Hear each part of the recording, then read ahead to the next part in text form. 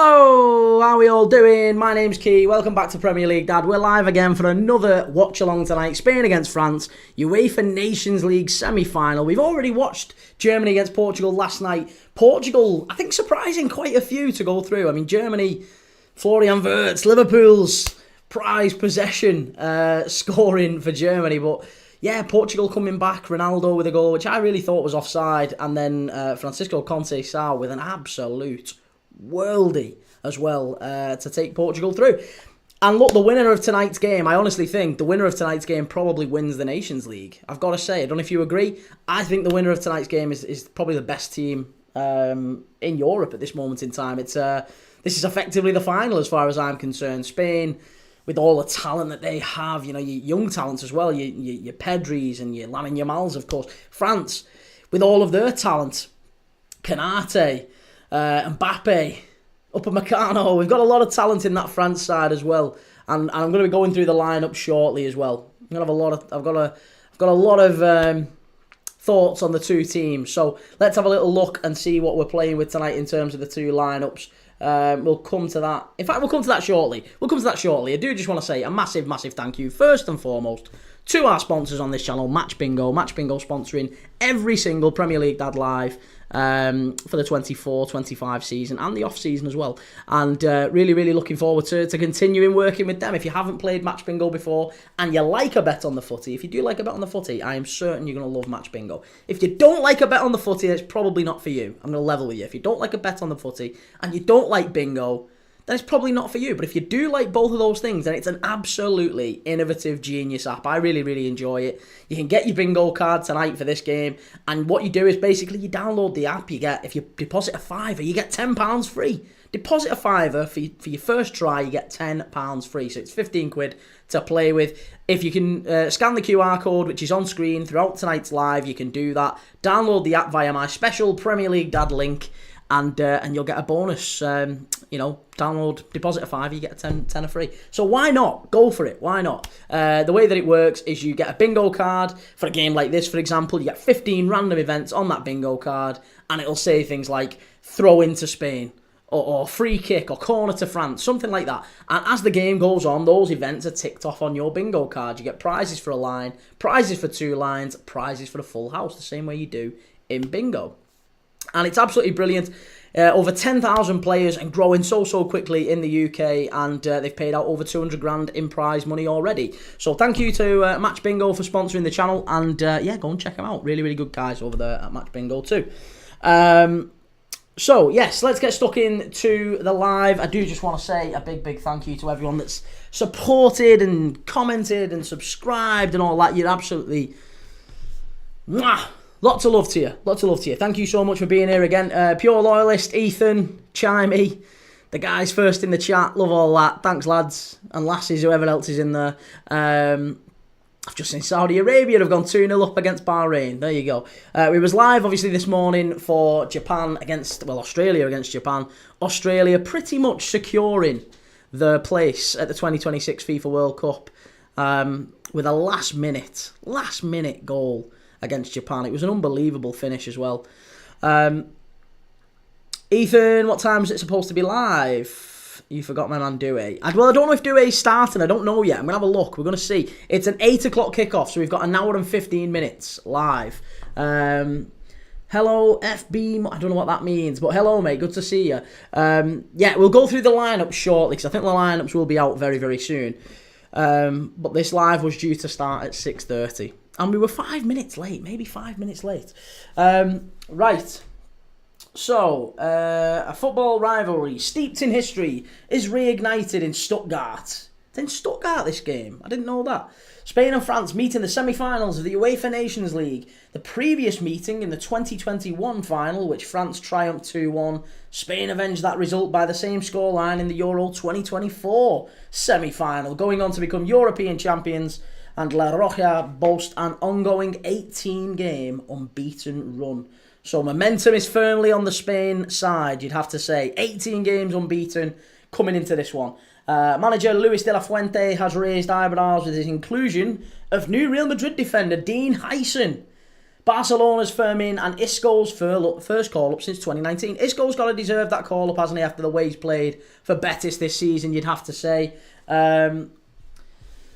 Thoughts on Dave Kitson? Great player, Reading legend, you'd have to say. Dave Kitson, great hurt. Those new faces will aim to help Spain become the first side to retain the UEFA Nations League after winning the previous semi-final 2-1 on the way to lifting the trophy. However, important thing to note for anyone who likes a flutter on the footy, you'd have to say Spain haven't kept a clean sheet in 4 games running. So tonight, back the both teams to score. Charlie, who do you support? I'm a Liverpool fan, Charlie. Right up there. Liverpool fan.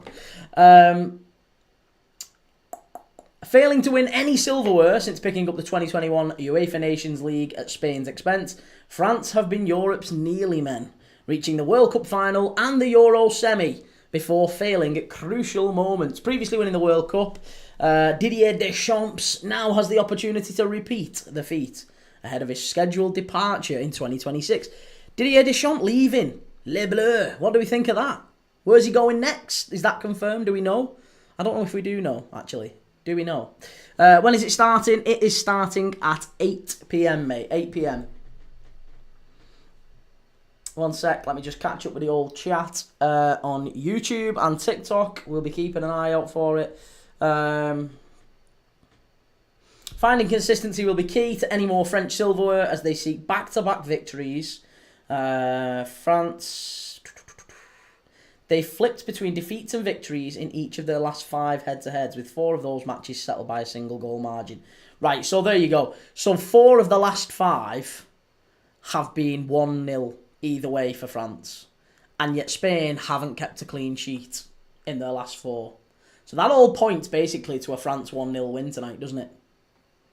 All the stats suggest a 1-0 win for France tonight. If you look at the form table, 1-0 for France. My gut tells me 2-1.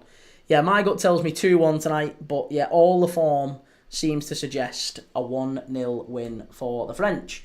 The lineups are out. Here we go. So let's go through the lineups. Right, so for Spain, it is Unai Simon in goal. It's Cucurella at left back.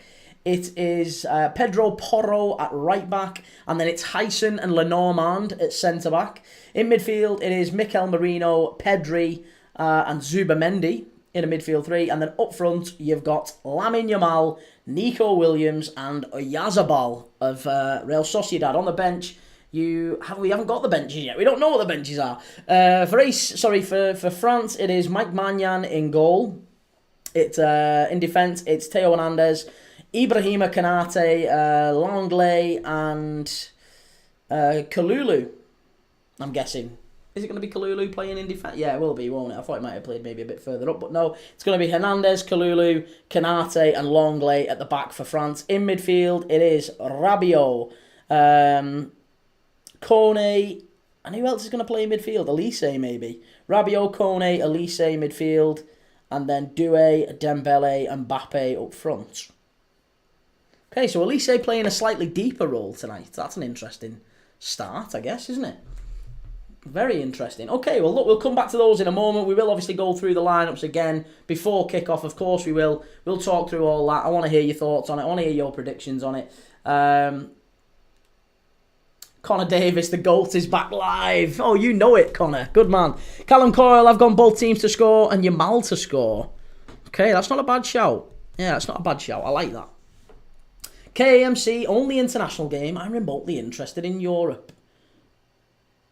This one, like. KAMC, the only international game I'm remotely interested in. You mean in watching, I'm guessing. I assume that's what you mean. The only international game you're remotely interested in watching. Well, I'll tell you something. We've got an absolute classic for you tomorrow night. In fact, we've got 2. Tomorrow night, we've got two live watch-alongs tomorrow. Not only are we doing Wales against Liechtenstein, the big FIFA World Cup qualifier, which is live at about 8 o'clock on BBC. You can watch that. But before that, we're watching the COSAFA Cup. Zambia against Comoros in the COSAFA Cup at 5 p.m. So if you fancy a bit of footy, we're going to be doing 2 games of footy tomorrow again. Done 2 today. We did Japan and Australia this morning. We're doing this one tonight. Tomorrow we're doing 2 again. Wales and Liechtenstein. Zambia against Comoros. No more live watch-alongs than any other channel right on this one. You get the most. You get volume and quality as well. When is it starting? Rayan, it's 8 p.m. The rumour mill, United getting Gyökeres. How do you feel about that? I keep saying it every live. People ask about Gyökeres, and I don't rate him. I don't think he pulls up trees if he comes to the Premier League. Happy to be proven wrong. KAMC, Bering Yamal wasn't in many of them 5, if any. That's true, yeah. Luca Dean, going to lock up Yamal. He's going to get absolutely tore up. Luca Dean isn't playing.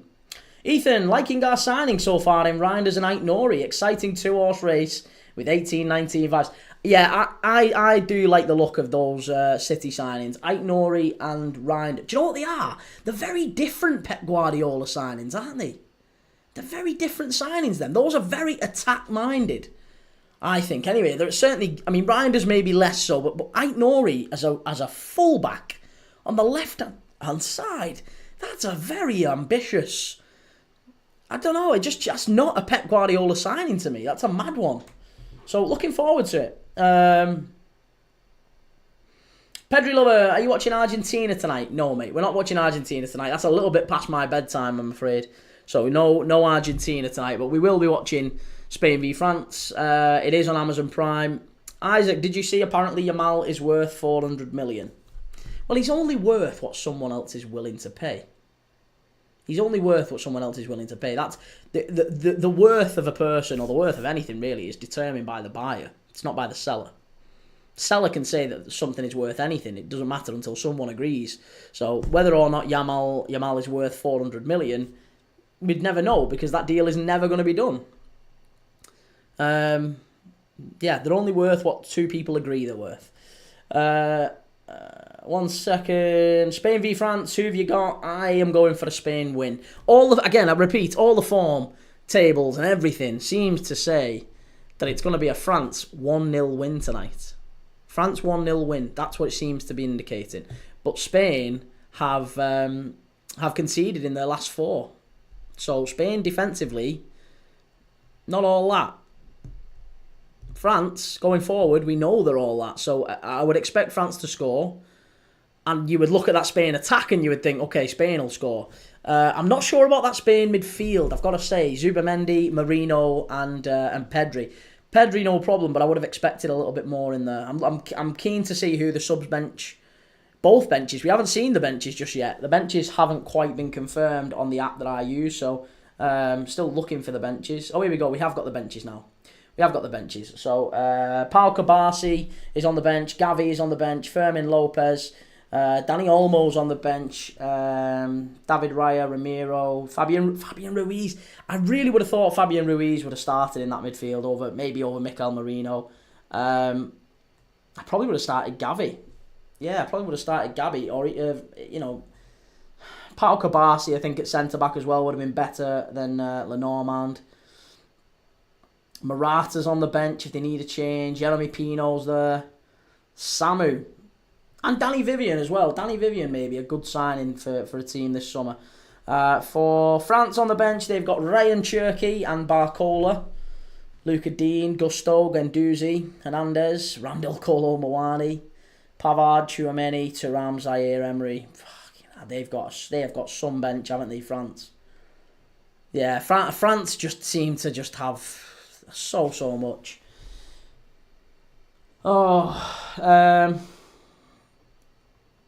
Let's catch up 1 sec. Chimey, no Panama, no party. It's not worth watching if it's not Panama under-20s ladies team, is it? Panama and Canada under-20s ladies.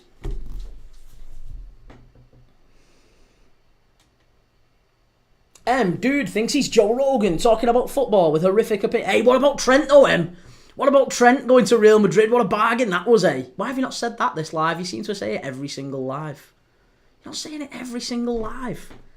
Why'd you fly it? Honestly, I mean, maybe this is probably the most attention you've got in your life, isn't it? So you're absolutely loving it. Absolutely loving it.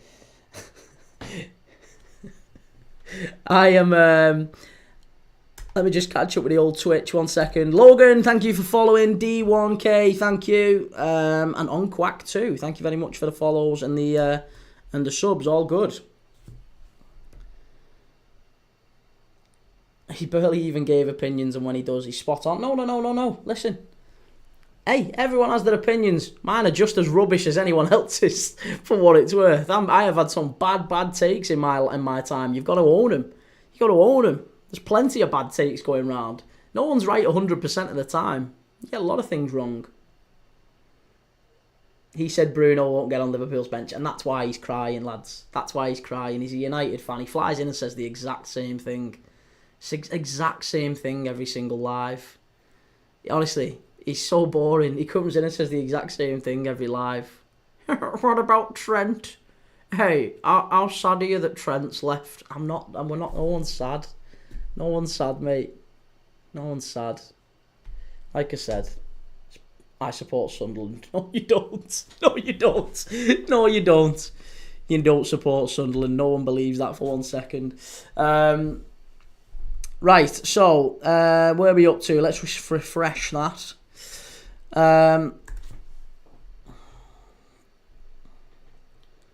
Who else have we got on this bench? Ramiro and Raya are the goalkeepers for Spain. Chevalier and Bryce Samba. Bryce Samba, ex-Forest. He's not really done much since he's left Forest, has he? He went to Lens and he went to... is he at Rennes now? He's not really done much, has he? Saw United fans saying they can get Amadou Onana for 20 million when we rejected an 80 million bid from Saudi. Again, United fans, mate, they're just... There seems to be not the brightest rise to the surface with United fans at the moment. At this moment in time, anyway.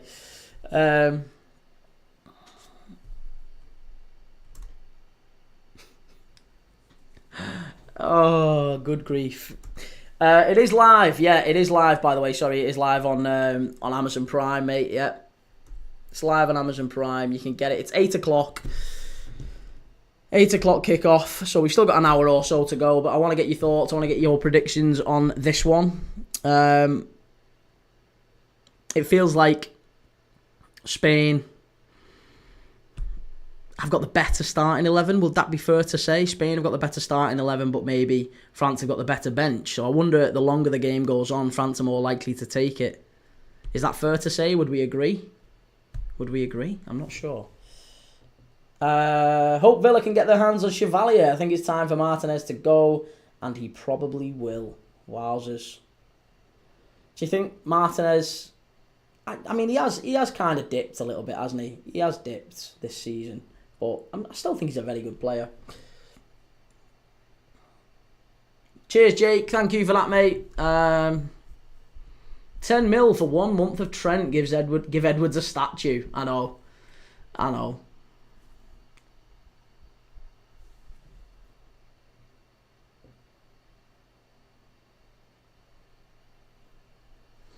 Made some great saves, but dropped some right clangers, so best to cash in. He's, I think he's a talented goalkeeper. I really do. I think he's a talented goalkeeper. He's just maybe had a rough season. I think you've got to stick with it. But then again, you've also got to say, yeah, would have loved Juan Garcia at City. City need a keeper. That's for sure. I do think City need a keeper. I wonder if Martinez at City could work. What do you think? Not many clubs can say they've got 2 times Yashin winner, but he's got to go now.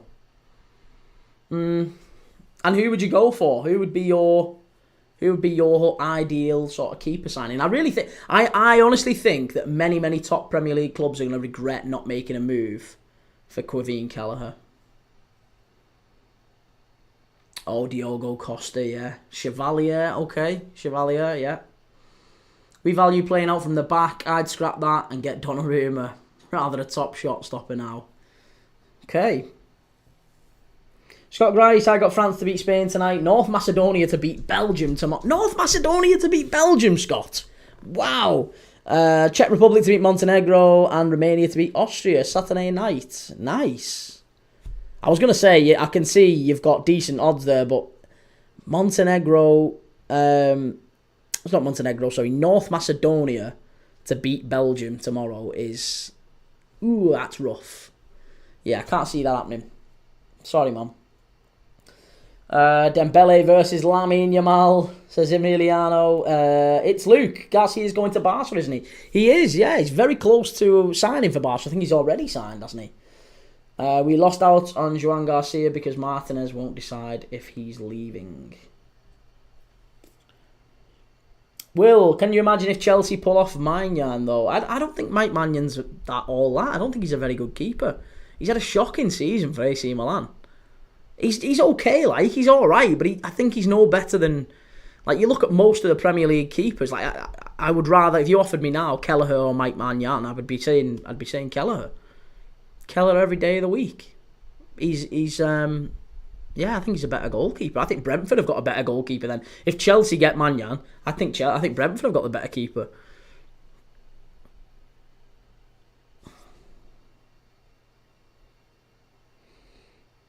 I also really want Jonathan David at Villa, so if we got Chevalier, we have a chance. And Ostermorg says, I thought David's going to Napoli, isn't he? Is he really? Is he really? Jonathan David's one to watch.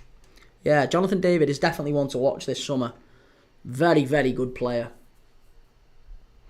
Paul, one thing to learn. Bookies eat more than they... Shit, that's true. That's very true, yeah. Yeah, I totally agree. The advice I always got with that was until you get a... Basically, don't bet until you see a bookie cycling to work. That's when you start. That's apparently when you start doing it. But otherwise, stay away. It's always a loser. Scott Grice, I think England will get beat off Andorra. Well, listen, Scott, you keep throwing your money at that, sunshine. I'm sure they'll love you. They'll love you. In England getting beat off Andorra. Yusuf, which player should join Barca? I think Barca need a good centre forward. Obviously Lewandowski's fantastic, but I think they need a proper, a young up and coming centre forward. And I think Gyökeres would have been a good signing for Barca because it suits him. I think that sort of a league. I don't think Gyökeres is prepared for the Premier League. I don't think he's going to be doing anything really worthwhile in the Prem. But I think if he went to Barca as the sole starting centre forward with lots of chances being created, I think he'd do wonderfully well. So, yeah, I think he might thrive there. Jonathan David, deal. Napoli's on hold. Napoli wants Sesko or Gyökeres instead. Okay. Ostermorg, what do you think of that Luis Diaz Barcelona thing? Well, Luis Diaz, I think he wants an improved contract, don't they? He wants that improved contract at Liverpool. He's got £50,000 a week for the next 2 years, and he knows that he's worth far more. He's 28 years of age. In 2 years, he'll be 30. Liverpool might look at that and go, well, if we keep you for 2 years, we get 2 more years of you in your peak, and then we release you for free, and we've only paid 40 million quid for you. That's not bad. We'll take that. Liverpool are quite happy with that. We'd keep hold of him. So I think Luis Diaz and his agents are almost manufacturing these moves with Barcelona, with Saudi, almost to say, do you know what, I think Luis Diaz wants the move, or he wants Liverpool to stump up a contract for him. And Liverpool are like, well, you've got a contract, you've got a £50,000 a week one that you've signed, there's 2 years left on it, you're 28, we aren't giving you 200 grand a week. We're not going to push you up from 50 to 200, it ain't happening, we've got 50 grand a week with you for 2 more years. So, good luck. You're not getting any more. As good as you are and as good as you've been, I just can't see it. I just can't see it. So I think the Diaz thing is about his agent pushing for a big move, and they'll go and try and manufacture one of those Saudi teams to come in, or maybe Barca to come in, and they'll try and just encourage him up to get the offers up, so that Liverpool are enticed to accept a bid. As it stands, Liverpool have told Barca, no, he's not for sale. He's not for sale unless you come in with a super serious bid for him. And by the way, Bruno Fernandes, we know that Saudi bid £100 million for Bruno Fernandes. Luis Diaz is 2 years younger, and I would argue he's as good as. Certainly. So 100 million is the base rate now for Saudi. If he goes to Saudi, we're going to get £100 million for him. It's not happening. Will, if Arsenal don't sign a striker, I'll become the Gunners striker at the age of 25. I'm very tall. Ethan, with Cherky getting done over the weekend, it's Livramento after the Club World Cup for me, although Newcastle are stubborn. Give them Grealish as a sweetener. Oh, I don't know how they'll accept that. Thank you for that, Sam Holloway, and whoever's just sent that, Sam Holloway, whoever else sent a gift. Thank you very much, both of you. Really appreciate those. Jaden, good to see you, Jaden. How would you feel about Grealish going to Newcastle in exchange for Livramento? Obviously plus cash, I assume there's plus cash in there. Watkins would suit Barca in my opinion. Big take, but he would. No, I'd agree with that. Yeah, Ollie Watkins, very good striker. It's Luke's. Why do you doubt Gyökeres for the Premier League out of interest? I doubt Gyökeres because I think he's gone to the Premier League and done incredibly well. But there's a lot of strikers who go to the Premier League and do very well. And they don't tend to do all that well elsewhere. And when you look at how Victor Gyökeres did in the Championship, and you compare how he did in the Championship, how he's doing in the Premier Liga, I think there'd be quite a substantial fall off when he came to the Premier League, because the Premier League is it's a much more physical, it's a much faster league than both of those. And you look at, he got 21 goals, Victor Gyökeres, 21 goals in the Championship at 24 years of age. That's not a player you pay 70, 80 million pound for. 24 years of age, he got 21 goals in the Championship. And as I say, Sammy Smodics got 28 goals for Blackburn in the Championship last year. So Adam Armstrong got 21, the same for Southampton last year in the Championship. So there's excelling in the Championship doesn't impress me. Scoring as many goals as he has in the Premier League probably doesn't impress me all that much. Not to sound all Shania Twain. He's a big lad, Gyökeres. I think he could do all right, but what I'm saying is I think if you're going to go and pay 60, 70 million quid from Sporting, I think you can get better. And I actually think a lot of clubs have reached that conclusion, haven't they? Like, Victor Gyökeres has been saying all summer, Sporting have basically conceded he's going to go this summer. He is going to go. And every top club that's looking for a centre-forward, even though they've got this one player totally on the market, they're totally ready to accept an offer. Arsenal are looking elsewhere. Liverpool are looking elsewhere. Chelsea are looking elsewhere. Barca, nobody, apart from it feels like Manchester United, are basically saying to Victor Gyökeres, you're our number one target. We want you and no one else. Nobody else is prioritising Victor Gyökeres, which means they've got doubts about him. And they prefer the Seskos and the Alvarezes and the Ekatikis and the Osimhens maybe of this world. Whatever you might think of that, I just think you've got to look at why they would have those doubts. And yeah, for me, I think it comes back to the adaptability. He's a very good player. I just don't think he's quite adaptable for the Premier League. Emiliano, your top 10 teams of all time. That's a big question. Maybe that's a video. I think that might be a video. Maybe not one for the live. I'll come back to you on that one, mate. Yusuf, Barca need a good striker that can run on Lamine and Rafinha passes. Absolutely. Sam Holloway, good to see you, Sam. Really good to see you. Thanks for the gifts. Appreciated, mate. Very much. Hope you're doing well too. Vixen, Doué versus Yamal. We'll see who the real star boy is tonight. Ethan, plus cash. Newcastle have been linked to Grealish with Gordon potentially going to LFC if Diaz leaves. Okay. Yeah. Ostermorg, so you have Nunes PTSD. Well, Nunes is one of those. But it's not just Nunes. There's a lot of other players, and not even just strikers, a lot of other players who haven't quite adapted from the Premier League to the Premier League. Normal guy, just subscribe. Thank you very much for people who are watching on TikTok and come over to YouTube and take a look. We've got the full schedule on YouTube. We've got a better camera angle. We've got better audio. We've got a goal animation. We've got a scoreboard and a clock and everything over there. It's a little bit better. Many people start on TikTok and gravitate over to our Premier League Dad YouTube channel. So please do go and take a look. But normal guy, thank you very much for that.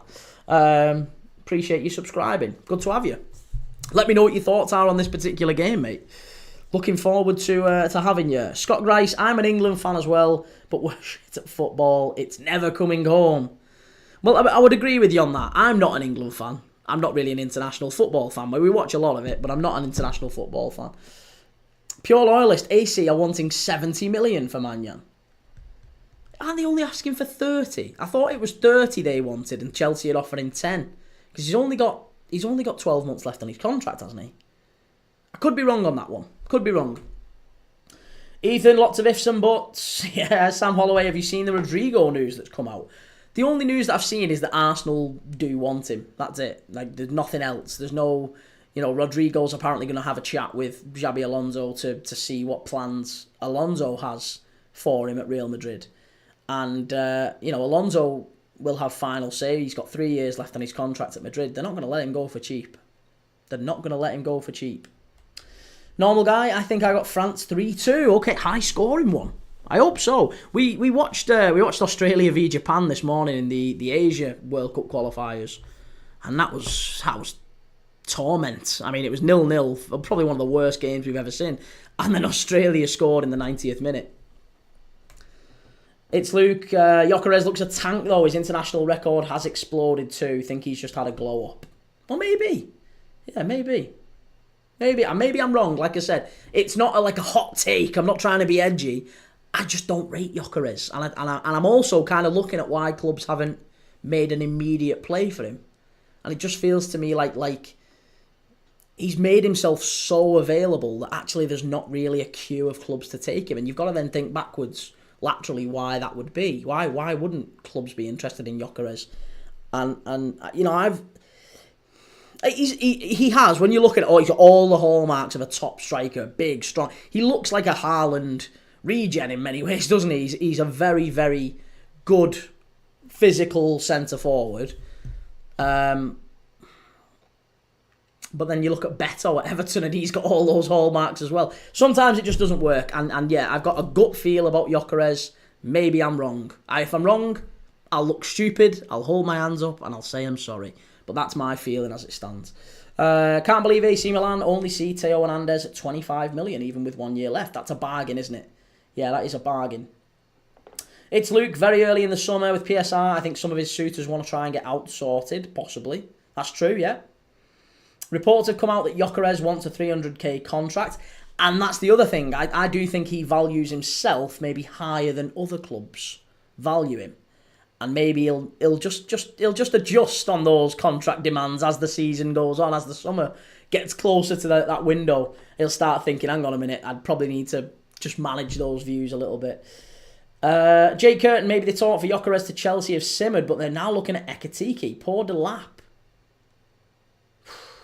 Emiliano, yes, a video about my question. Now I can sleep well.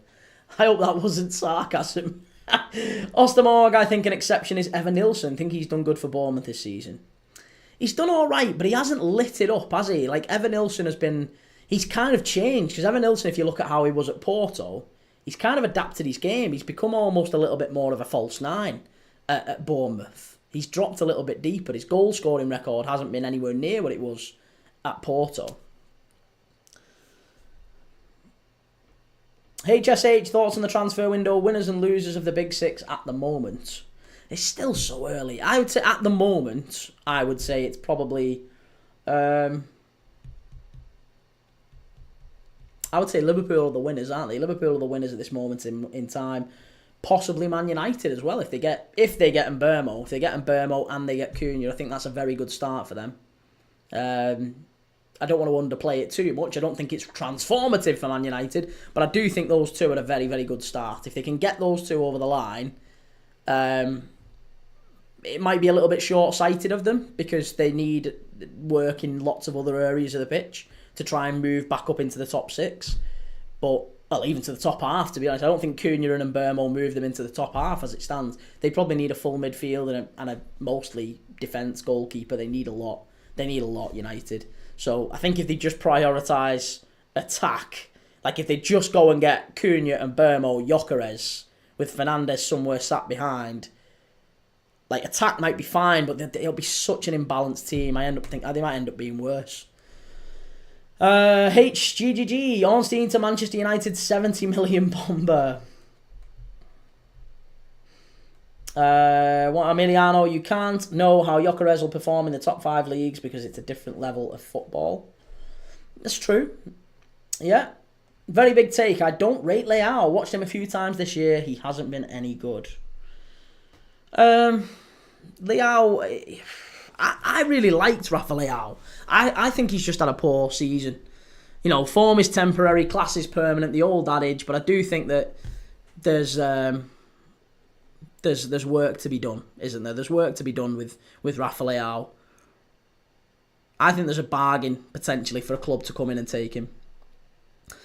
Daz, when can you see Kerkez and Wirtz could be done? I think probably in the next few days, 72 hours maybe. It seems to be close.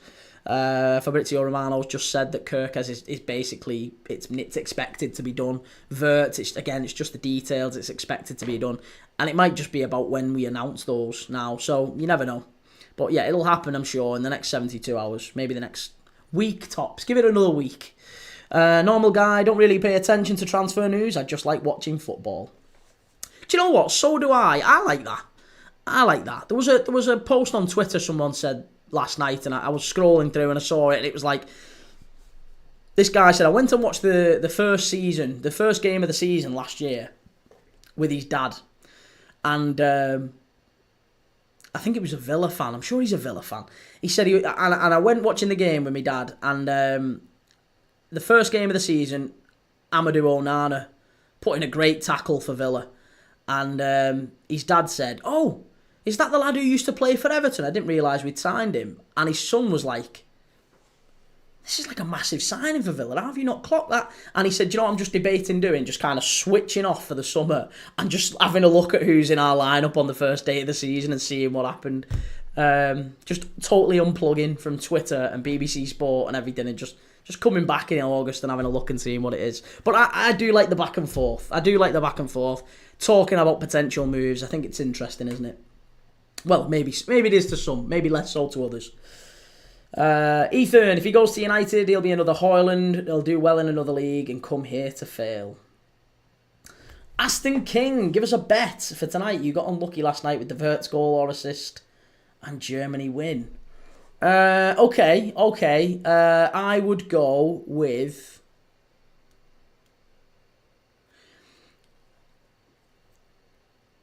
I don't know why, I've got a feeling Oyarzabal scores tonight.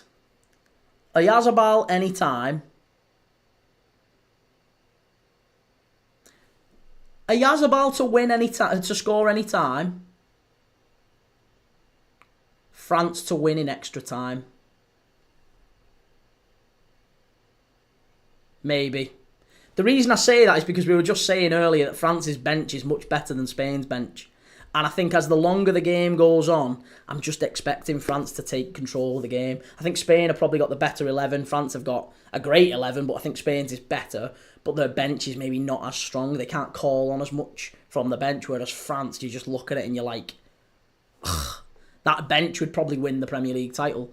So it's an unbelievable bench for France, and I think they've got a lot of game changers on there. So Oyarzabal anytime.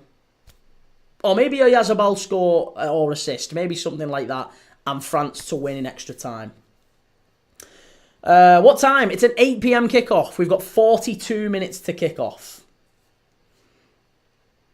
Pure Loyalist just checked that out regarding Magnan. It's only a figure. AC has announced 60 to 70 million, saying it's the biggest price ever on a keeper. And they want the biggest price ever on a keeper with 1 year left on his contract. They're not going to get that. They might be able to demand 30, maybe 20 at tops, but I don't think Mike Magnan's a game-changing goalkeeper. Paul Murray, Shearer was far superior to Haaland. I would agree with that, Paul. Yeah, I would agree with that. I really liked Shearer. Excellent striker. Jake Gyökeres plays with Isak. Why he looks good for Sweden. Isak can make Jacob Murphy look good. That's true.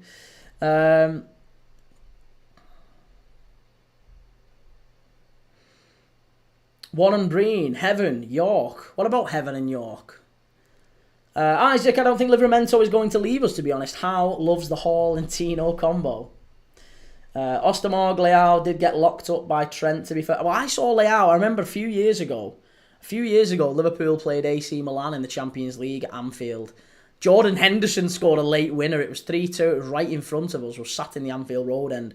And Leao was fantastic all game. He was brilliant. He absolutely tore us to shreds. And I really liked him that game. And I thought, to be honest, I thought that season, I really thought I'd love us to get Rafa Leão. Such a player. But he has just had a little bit of a fall off in the last 12 months. And to be honest, that's coincided with AC Milan's fall off, hasn't it? AC Milan have had a crap season.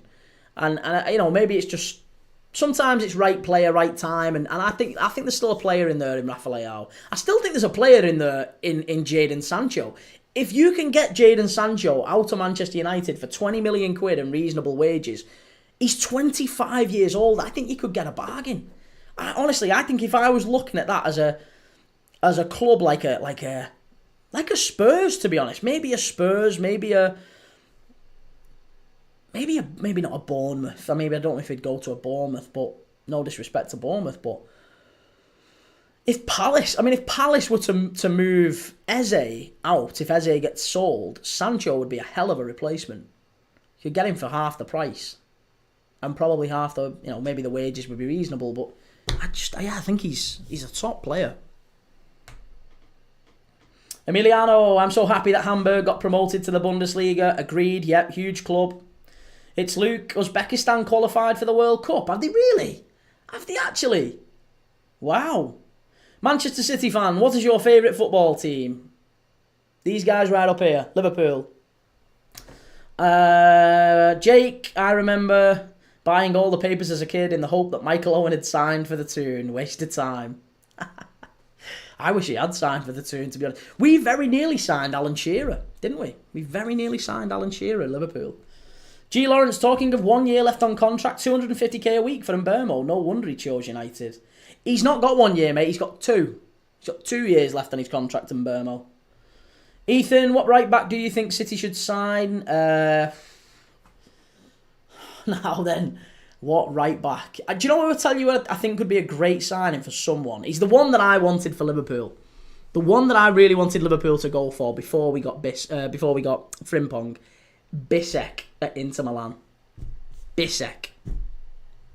Yeah, Bissek at Inter Milan. Top player. Can play centre-back, can play right-back. And Pep likes that, doesn't he? He likes that versatility. But Bissek is some player. Keep an eye on him. I think he's going to be a very, very good player in years to come.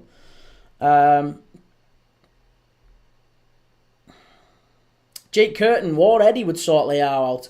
Well, he's left-sided, isn't he? So he would have to maybe be a replacement for Gordon. We'd happily take Gordon off your hands. But I don't know what happens with Liverpool with Gordon. I think Wirtz is going to play mostly from that left side. So I think we'll probably sell Diaz, keep Wirtz and have Gakpo there. So it'll be Wirtz and Gakpo on the left. Unless Gakpo's going to get moved into the centre. He doesn't suit it in the centre. We need Gakpo on the left. Manny on the map, good to see you, mate. How are we? I am very good, thank you, sir. Yeah, really, really good. Looking forward to this one. We've got spammers in the chat already. So I'm going to try and get rid of those on YouTube. 1 sec. Spammers in the chat. Let's get rid of them. Aston King, sorry. Will France have any revenge for the Euro, you reckon? Maybe, yeah. Something tells me that Spain... I always felt like Spain were going to win this. But now I've looked at the lineups, I've kind of changed my mind a little bit. It's very tough to call. I do think that whoever actually wins this one probably wins the Nations League. That's my gut feel up to this point. It's Luke. Owen did play for Newcastle eventually. Didn't go too well. He was already a little bit broken by the time he went to Newcastle. I feel a little bit sorry for him. Not too much, but a little bit sorry. Ethan, I like Koundé as a player who can do both. Technically amazing. If you can get Koundé, all the better. Yeah, Koundé's sensational. Lorenzo, hello from Belgium. Good to see you, Lorenzo. Isaac, I honestly want Elanga so bad. Elanga would be good. Yeah, a very good signing for Newcastle. Jake, you pay us 80 million. You can have Gordon. Gordon's a great player as well, but this Pispotical PSR, we have to rather him than Isak or Tonali. Yeah, I don't think you're getting 80 million for Gordon. Not anymore. He averaged a goal every other game at the Toon, did Owen. Why Fergie wanted him, just couldn't get him on the pitch. Look, he was always a decent striker, but only decent. Yeah, only decent. Got a player who only ended up getting 20 less. He never got 20 goals in a Premier League season. That's baffled me. Normal guy. Uzbekistan have qualified for the World Cup just in. What an achievement that is for the Uzbeks. The Stans. Have we ever had a Stan in the World Cup? Have we ever had any of the Stans in the World Cup?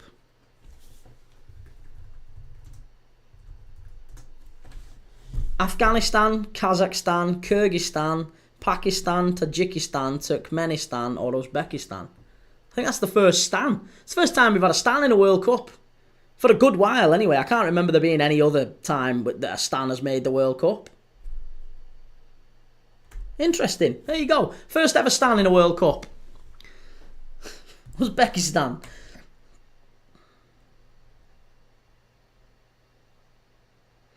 Michael Craffy, is that proper maths or any Aluko maths? Johnny, think for Gordon they'd get about their money back. I think 60. I think you could push it to 60 for him because he has kicked on at Newcastle, hasn't he? He has kicked on. He is in the England squad now, and he wasn't really at Everton. He's a better player than he was at Everton. So they paid, what was it, 40, 45 for him? 60 feels about right. You're not getting 80 for him. You might have got 80 last year. You're not getting 80 now. Johnny, Kazakhstan made it before. Did they really? That can't have been that. I mean, Kazakhstan World Cup. When did they make it? When did they make the World Cup? They've not made it in my lifetime. FIFA World Cup. They've never qualified. No, they've never qualified. Technically, you could say they were when they were part of the Soviet Union, and Soviet Union did, but you can't say Kazakhstan have qualified.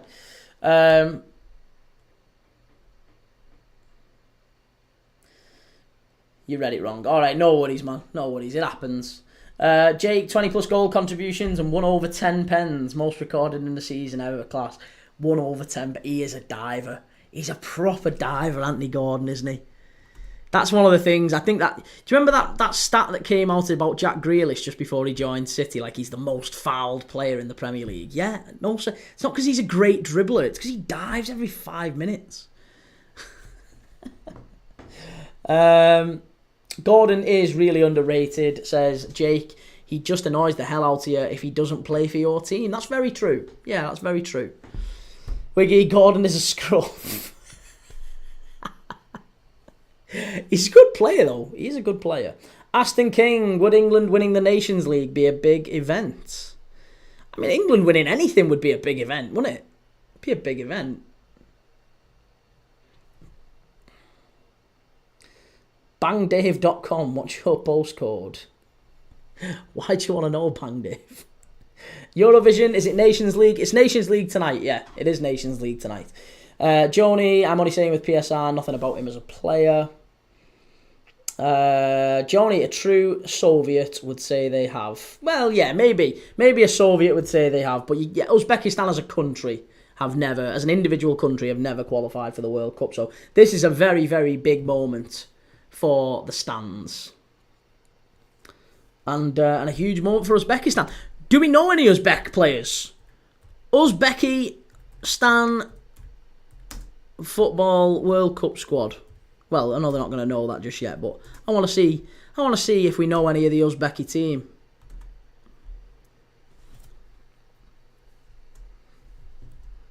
The White Wolves. The White Wolves, as they're known as. The Turanians. Right, let's have a look at the players. Who's the players? Kusanov. How did we not know Kusanov at Manchester City? Oh, Kusanov, yeah. Kusanov, of course. And Shomorodov from Roma. Okay. Okay, right, so we know 2. That's pretty much it, though. Can't say I know any others. And the rest are all basically in either the Uzbek National League or the Iranian League. So, there's not much going.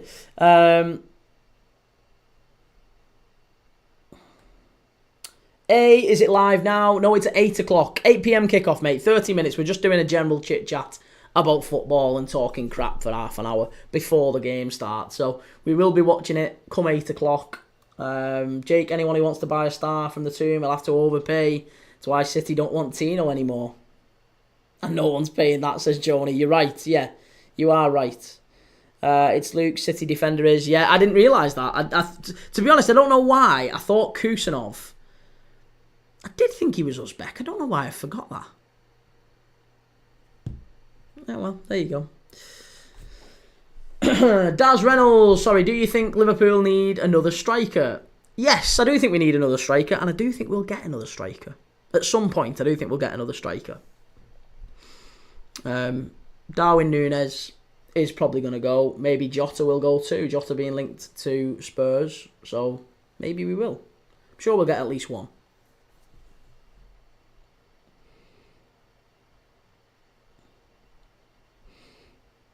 Ethan, thoughts on Job to Dortmund for 25 million? Whenever I've watched him, he's been pants.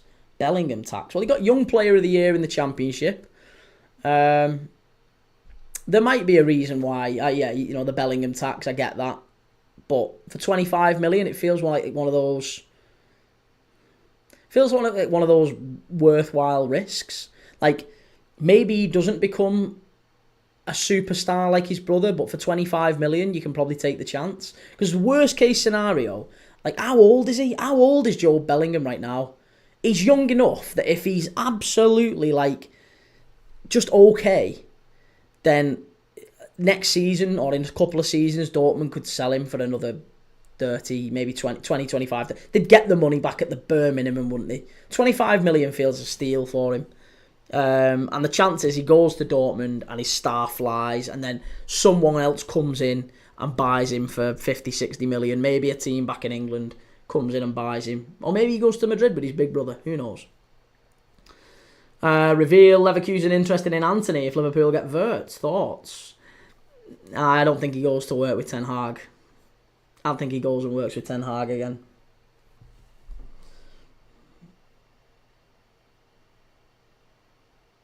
Soban, are you showing the live stream? I can't show the live stream. No, I'm not allowed to. I'd love to, but we'd get banned. The channel would get banned. As soon as the live goes on, I'd get banned, so I can't show it you. Seen him terrorise a few teams, my team, a few times already. Thoughts on the Portugal ref? Or was Bruno Fernandes the rat overreacting? The ref was shocking last night. Yeah, the ref was really, really bad last night. He was awful. Is it Amazon Prime? It is Amazon Prime, yeah. Isaac, who would your ideal signing be for Newcastle at right wing? Well, I would have thought Mbeumo would have been perfect. After that, now, you're probably looking at who would be a good right. Let's have a little think. Let's have a think of some names. Who would be a good signing for Newcastle at right wing?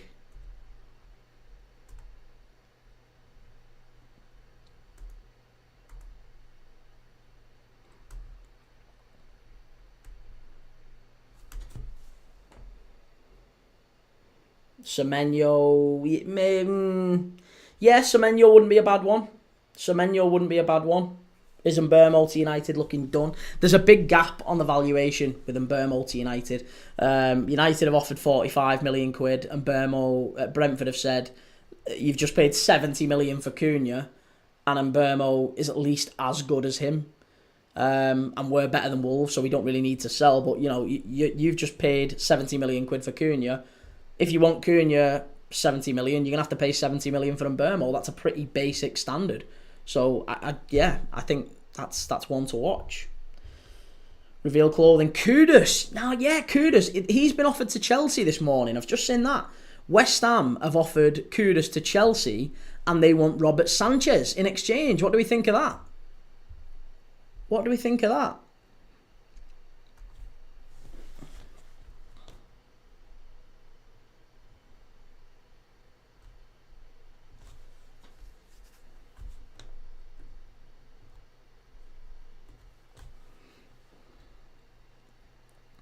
Nah, not Semenyo. You don't want us to get good. That's what it is. You have Semenyo. No, it's not anything to do with that. Semenyo's a very good player, mate. He was linked to us not that long ago. Trying to think of maybe other players that would be suitable for Newcastle.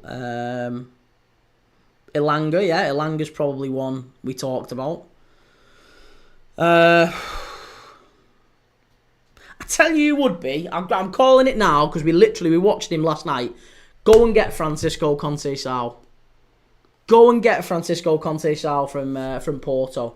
He's on loan at Juventus. He's been on loan at Juventus this season. I am telling you that he's a player in Francisco Conceição. He's absolutely brilliant. And he's still young. I think he's 20... He's 21, 22. There's a player there. There is a definite player there. Jadon Sancho as well, Jadon Sancho would be another one. Reveal Clothing. Liverpool rejected Barca approach for Diaz. Will he leave? Only if someone pays close to 100 million for him. If he's going to Saudi. Ostermorg. What do you think happens with Joe Gomez? I hope he stays. But I think he might leave, sadly.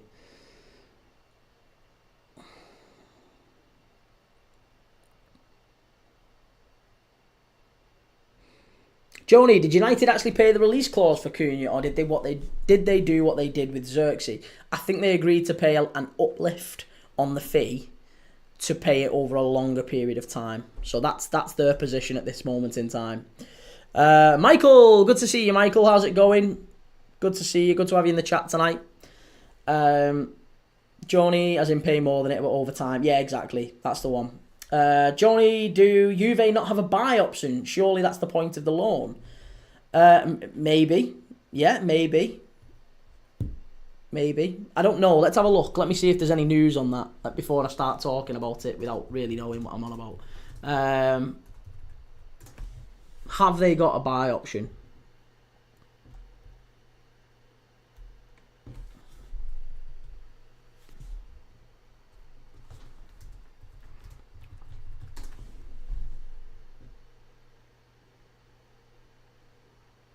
No.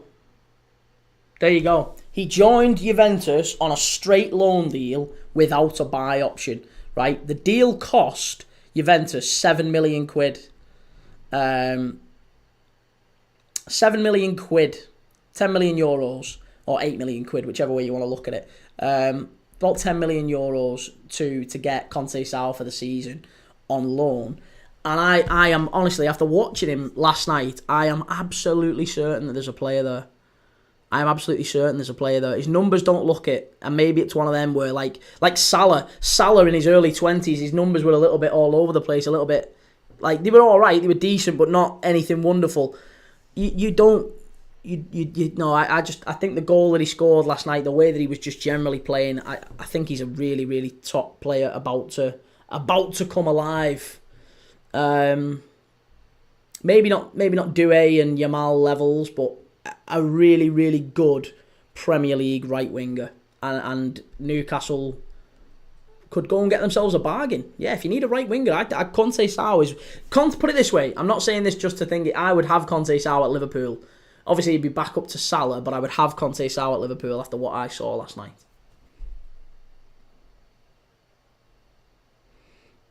Isaac, what about Lookman? Lookman's left winger, isn't he? Lookman's on the left. So maybe that would only really work if Gordon leaves. Reveal Clothing. If Arsenal get Rodrigo, Zubamendi and a top striker, they might just win the league. Thoughts? Zubamendi, I don't think is all that. Rodrigo, I can't see him getting. Who are they getting Rodrigo in for? Rodrigo makes no sense to me for Arsenal. It makes zero sense. Is he going to play ahead of Martinelli? Are they going to put...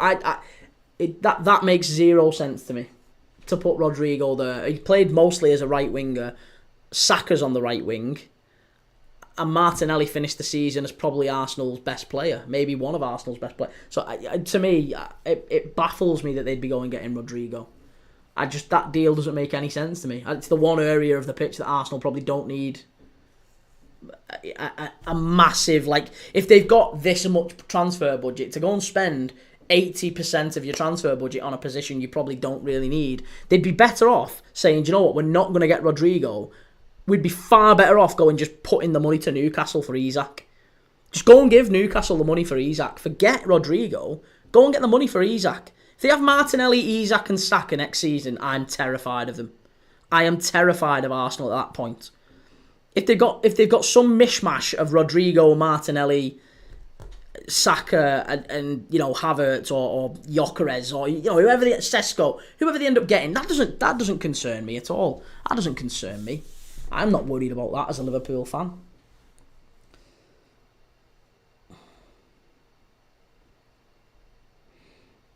Joni, they'll probably have a good favour in negotiations with Porto, but nothing concrete, so he's fair game. Exactly.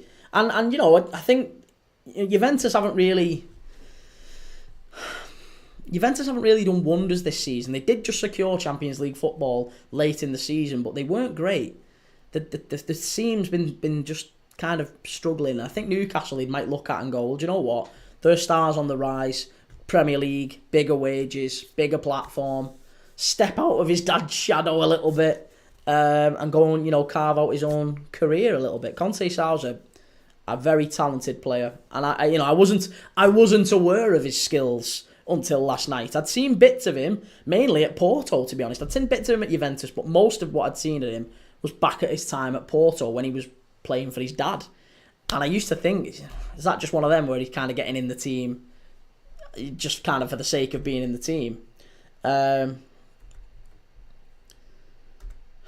We've got spam bots again in the chat. But no, he was unbelievable last night. Really, really good last night.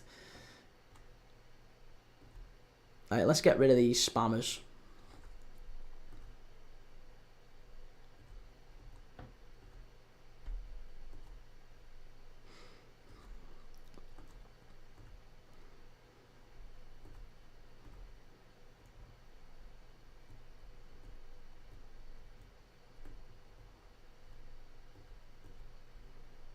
I think that's it, isn't it? We've reported all them.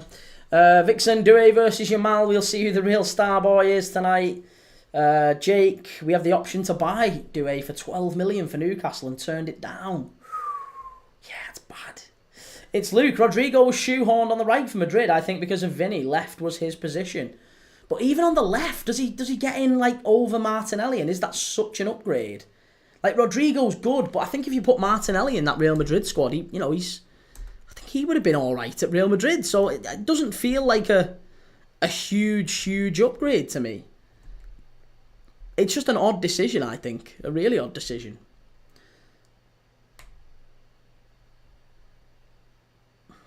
Reveal clothing. Rodrigo walks into the Arsenal team. He's naturally a left winger. He was pushed on the right because of Vinny.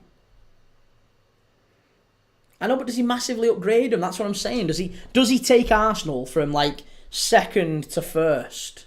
I don't think he does. I think if anything, he just creates a little bit more of a problem for Arteta because he's not really got, and especially given that they've just offered Trossard a new deal. Arsenal have just offered Trossard a new deal, so they don't need him. They don't need him. Trossard's going to end up playing centre forward again, and that makes me think that what Arteta's doing is, do you know what? We can't agree on a centre forward. I'm just going to keep Havertz. I'm going to keep Jesus, and I'm going to go and buy a top attacker in Rodrigo, just to kind of, one, appease the fans, and two, to create a little bit more of a balance in that front six. SUFC Army, what's your thoughts on what's going on with Chef Wednesday? I'm Blade, but I think Chansiri out. Yeah, it's sad, isn't it? It is sad to see what's going on with Sheffield Wednesday. The owner, it's an example, isn't it, of football and owners coming in, and just be careful what you wish for. Be careful what you wish for. A lot of football fans seem to just be thinking, let's get a big consortium in with loads of money, and they all come in promising the earth, don't they? Venkis did with Blackburn. Look at how that's gone. It's exactly the same, and it's just really sad to see what's happening with Wednesday, and hopefully they can figure it all out. Good club, Wednesday. Really good club. Joni, Rodrigo did join Real Madrid as a left winger. I think they need a left winger, but Rodrigo will be too much for their budget. It's Luke. Martinelli's pretty basic in my opinion. Worked quite hard, is quick, but very erratic end product. Yeah, that's probably fair. But I'd still say that when he's on his game, he's possibly Arsenal's best player. Or, I mean, not Arsenal's best player. Was Arsenal's best player towards the end of the season. Let me rephrase that. He was Arsenal's best player towards the end of last season. And he's most consistent performer and everything. He caused a lot of problems in those Madrid games, PSG games. I thought he was a very, very good player, driving Arsenal forward. Kind of thrived in Saka's absence as well. He felt like he stepped up. So, yeah, I don't know. I don't think if I was Mikel Arteta and I had a £150 million budget, I would be spending circa 100 million of that on Rodrigo. It feels like a waste of money. But, hey, whatever. That's Arsenal's choice to do with it as they wish. Joni, Reveal Clothing. City don't seem to be too bothered about the 115 charges with the way they are moving in the market. I think City are concerned, but they've changed tact a little bit, haven't they? They have changed tact. The signings that they're making, they're not the signings that Manchester City once would have made. They seem to be going for players who are younger, cheaper, and yeah, I mean, I think it's a pivot from Pep Guardiola and Manchester City. SUFC, Shantiri needs to go now. It seems intentional with him. It might just be stubborn. Again, you get that with a lot of businessmen, rich owners. They're just business, just total business. Don't even think about how it affects the fans and the club. And, you know, it's people's lives, isn't it? People love Sheffield Wednesday and it's everything they've grew up with. It's everything to them. And it's really sad to see how it's all going. It's Luke. If he goes one-on-one, I have no confidence he'll score. Did it at Bernabeu though somehow. That's true. Benji, what are your thoughts on Job? I'm not sure he can do it at Dortmund. What his brother did personally. Possibly, yeah. I think. Again, my thoughts are is that we were talking about this just before, mate. 25 million quid for Job Bellingham. It feels to me like if you get 25, you pay 25 million quid for him this summer, you probably get 25 million back for him, even if he's just okay at Dortmund. But the chances are his star rises and they sell him for 80, 90, 100 million. That's what'll happen. You know it. You can see it coming, can't you? You can see it coming. It's almost certain. He'll go to Dortmund and he'll get sold for maybe 60, 70 million back to an English, maybe to a Chelsea or maybe to a City or someone next year or in 2 years' time. Or maybe to Madrid to go and play with his big brother. Who knows? Whether or not he's a very good player. He reminds me a lot of Pogba. Same as his big brother, really. Big, strong, fast, athletic, can pass. You know, can arrive late in the box and score a couple, but just a very marketable player. More marketable. They're not players I would really want at Liverpool. It's Luke's. To me, it seems like City are planning for a potential transfer ban. A lot of people are saying the same thing, mate. Yeah, completely agree with that. Completely agree. Right, let's catch up on YouTube 1 second. Michael, I've been watching the Asian World Cup qualifiers for most of the day. Australia versus Japan, Indonesia versus China, Bahrain versus Saudi, and now watching Iraq versus South Korea. Well, we watched Australia v Japan this morning, Michael, as you know. Japan probably the better side for 89 minutes or so, and then Australia nicking it in the last minute to basically all but secure their World Cup place for 2026. Huge performance from the Socceroos. Callum, this is defo going the way 2-2 and France to win on pens. Okay.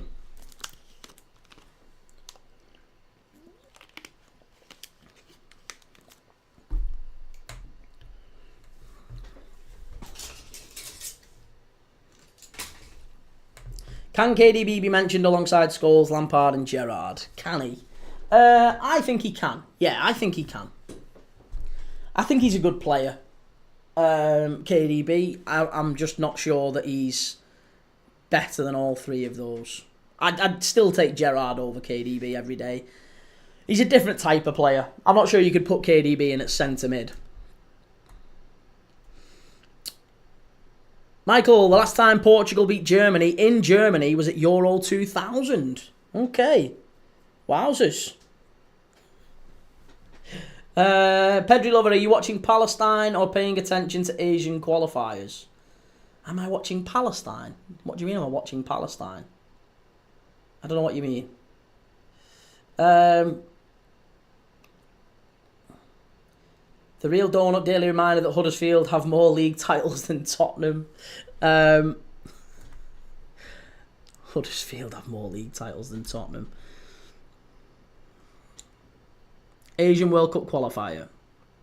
Yeah, we watched that this morning. We watched Australia v Japan. Australia nicked it 1-0 in the end. So yeah, we did watch the Asian World Cup qualifier this morning. But we haven't watched any of the others. I kept an eye out for Bahrain and Saudi. Saudi won it 2-0 in the end, I think.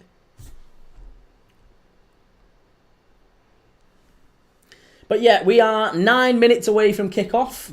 9 minutes away.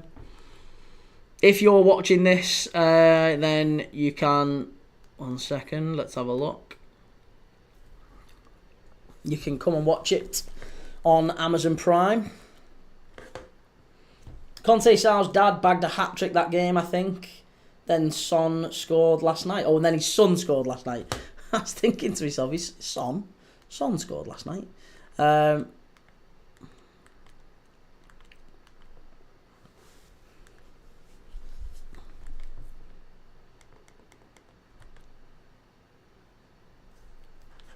Reveal clothing. What's the best goal you saw last season? I can't remember. I can't even remember. We saw that many. Eze's against City in the cup final was really good. Yeah, Eze's against City was a good one. Nick Knack, here we go again. I know. 1 sec, mate. Let's have a look. Let's get shut of him.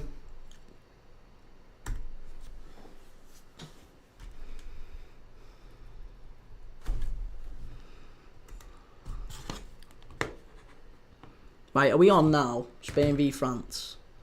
Report. Hide. There you go. Right, there you go. Spammers are gone. I'm sure the spammers will be back, but they are gone. For now, they're gone at least. By the way, if you're watching on TikTok, make sure you get over to YouTube. We're live on YouTube right now. You can go and check it out. Premier League Dad. Got a better camera angle. We've got the clock, the scoreboard. We've got goal animations when goals go in. People tend to start with us on TikTok and then move over to YouTube. So yeah, Premier League Dad, go and check it out on YouTube. We're live every single day with watch-alongs. We've got 2 watch-alongs today. We've had 2 watch-alongs today, 2 watch-alongs tomorrow. We are the football watch-along channel. We do more watch-alongs than any other channel, and we're doing 2 more tomorrow. So make sure you come and check it out. We're going to be live again for 2 games tomorrow. Callum, Yamal, Mbappe, Doué, Dembele, all in 1 game.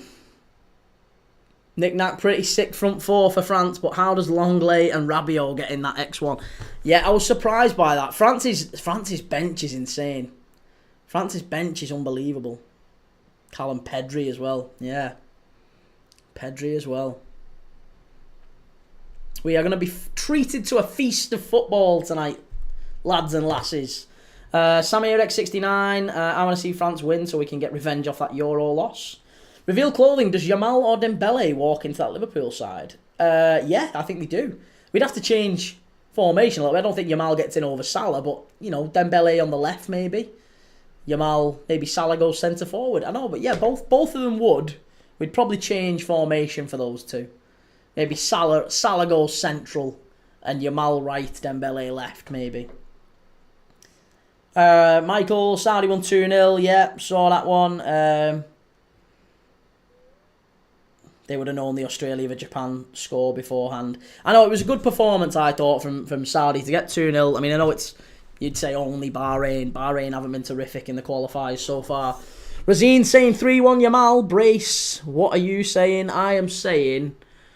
I said before the game 2-1 to Spain, but I'm now starting to think 2-1 to France. My prediction is that Spain go ahead and France turn it round in the second half and it maybe goes to extra time. The reason I'm saying that is just because looking at the France bench, There's not much to separate these two teams, but France's bench is much, much better than Spain's. And that is what's going to be the difference tonight, I think. The longer the game goes on, we're going to see that France bench counting, I think. So, yeah, really looking forward to seeing what happens with this one. Knick-knack, neither bench up to Portugal's standards, in my opinion. Portugal's standards was alright, but I'd still say France's is better. Knick-knack, 2-2, extra time, pens. Let's go with that. I'm going to go for France in extra time. France to win in extra time. I don't think it quite goes to pens, but I think France win in extra time. Ronnie Dodge, is that Michael Oliver? It is, yes, it is. Ronnie Dodge, evening mate. I'm watching Spain v France, then Brazil v Ecuador at midnight. Lucky you. Yeah, I'm not staying up till midnight. I'm knackered as it is, so I'm not staying up till midnight. Samir X69, how good is Oyarzabal? I don't know. How good is Oyarzabal? I think he's a decent striker. He's probably more of a winger than he is a striker. He's ended up playing false nine quite a lot for both Sociedad and Spain. He's all right. He's probably the weak link in that Spain team. Wanting payback is one thing, getting it is another. That's true. That France team's looking good though. That France team is looking very, very good.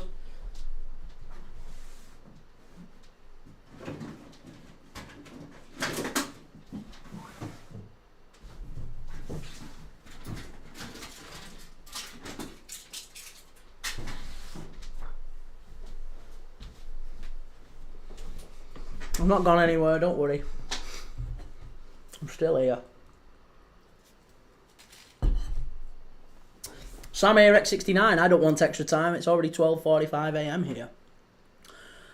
I'm already knackered.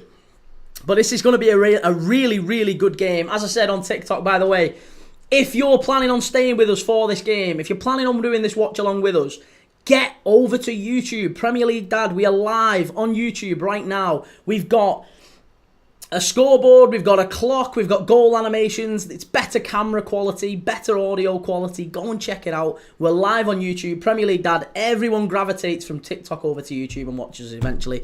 So, yeah, if you can do that, that would also be supporting the channel massively as well. So please do go and check it out on YouTube. We are live. We're also on X, Instagram, Facebook, Twitch. Everywhere, pretty much. TikTok and YouTube. Ronnie Dodge, I pop over to YouTube too, and it helps you too. It does, yes. Thank you, Samir. And Ronnie, thank you for both of you. Thank you for going and checking it out. Knick-knack, is anyone else having sound issues on Prime? Well, I'm lucky. I'm not even having the sound on. Just mute the sound. Just listen to me. Just listen to my dulcet tones, my audible chocolate.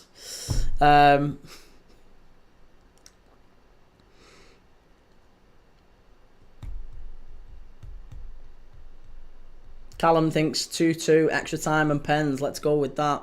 Well, let's run through the lineups very, very quickly because we are very, very close to kick-off. We've got 2 minutes to kick off here. Deschamps and De La Fuente, the Spanish coach, just embracing each other there as we get through to kick-off. So it's Unai Simon in goal, the Bilbao keeper. Porro, Lenormand, Hyson and Cucurella as the back four. Into midfield, it's Marino, Zubamendi and Pedri. And then it's a front three of Williams, Oyarzabal and Lamine Yamal. Good front three, that. Maybe only bettered by the France front three. In goal for France, it's Mike Maignan, soon to be of Chelsea, I wonder. Hernandez left back, Kalulu right back, Longley and Ibu Kanate, the big Liverpool centre-back.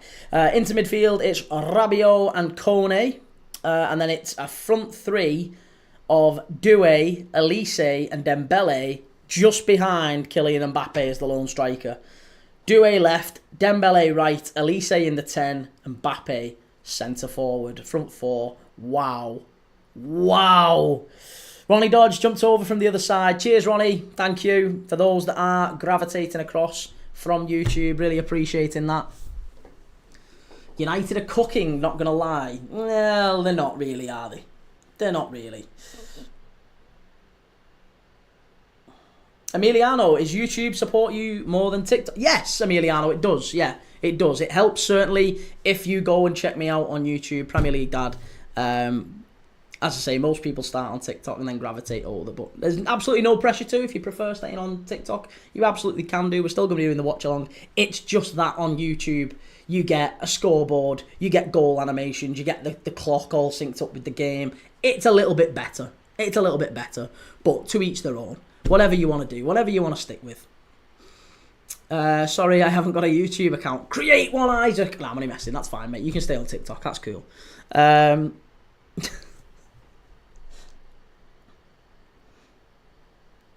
Zooby Dooby Doo, where are you? He's playing in the centre mid position tonight, mate. Yeah, he's playing in the centre position. And I don't think he's going to go to Arsenal. I think he's actually going to end up going to Real Madrid as it stands. Emiliano, Champions League final, Euro 24 and Nations League.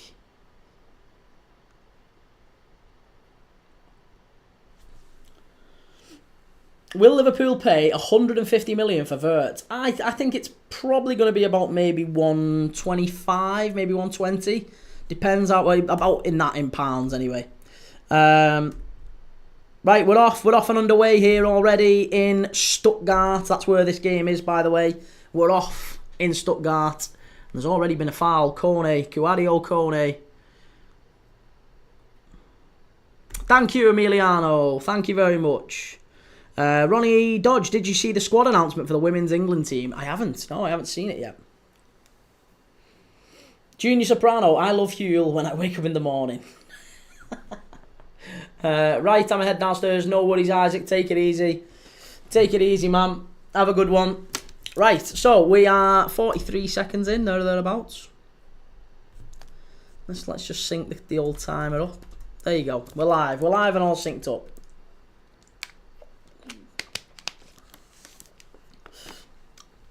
Again, if you comment on TikTok, if you comment on YouTube, it all comes into the same place. Don't worry.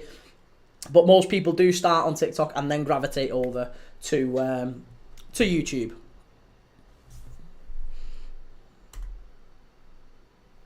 Ronnie Dodge, Zubimendi doesn't want to get owned by Casemiro again. Yeah, I mean, that's embarrassing.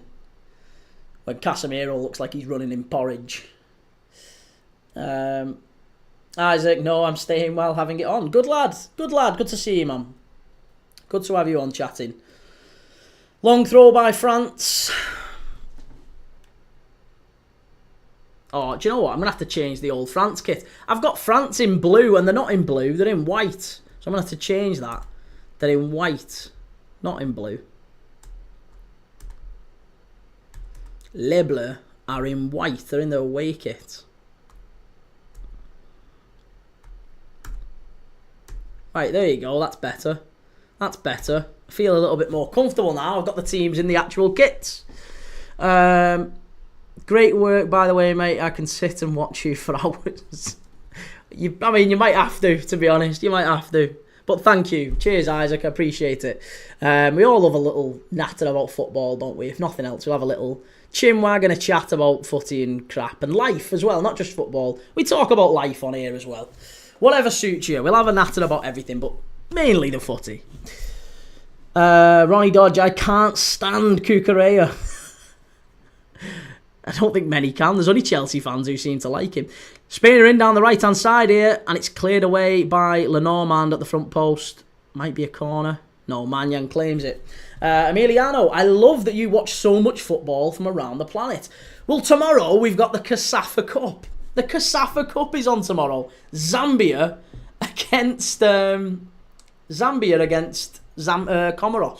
in the CASAFA Cup. And then we're watching Wales against Liechtenstein. So they're the two watch-alongs tomorrow. Oh, unbelievable shot from distance there. I think it was Hernandez who had the shot. Yeah, Hernandez just over the ball, head over the bar. Knick-knack, it's the her, isn't it? I think it would, do you know what, if he shaved his head, I think he might look a little bit better. He might be a bit more presentable. And that might maybe just encourage people not to hate on him so much. But it is the hair and the headband and it's just frustrating, isn't it? He just looks I don't know what it is. Maybe it is the her. I never thought it was the her, but now you've said that, maybe it is the her. I thought it was just his general demeanour and whinging. Isaac, what channel is the game on? It is on Amazon Prime, mate. You can watch it on Amazon Prime. Spain coming down the right-hand side with Yamal.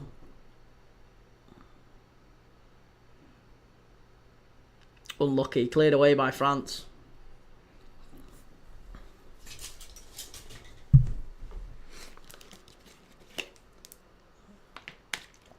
And Yamal knocks it wide. It's going to be a corner. Deflected. Corner to Spain. Early few minutes here. Spain pressing well. Emiliano, I hate Cucurella for what he did against us in the Euros. What did he do against you in the Euros? Remind me. Remind me. What did he do?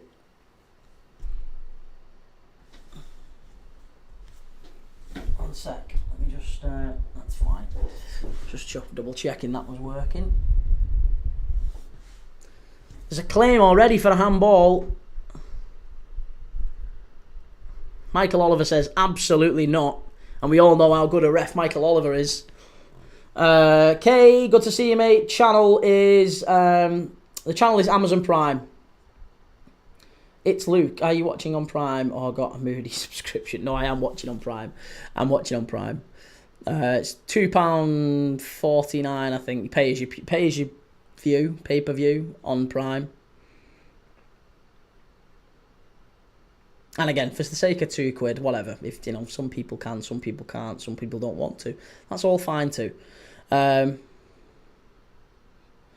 France living dangerously. They're passing out from the back like the Southampton last season.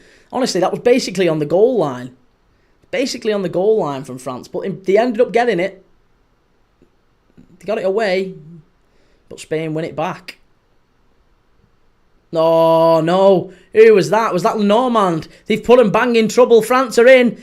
Oh, must be. How's he missed it? France should be 1-0 up. Oh. They should be 1-0 up. Has to be 1-0 up. That was really, really poor play on the counter-attack.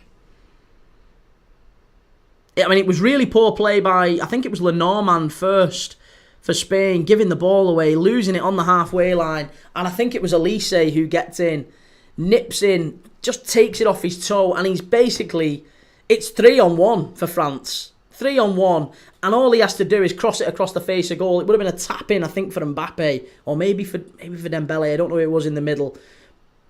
That's a wonderful touch by Oyarzabal. That was Bergkamp-esque from Oyarzabal. It's out to Nico Williams on the left. Shot. Good save from Magnan. Jesus.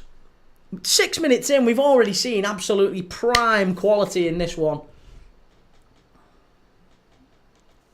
It's Luke. I've just paid for it so I can watch on the big screen as my alternative. I can only access on laptop at the moment.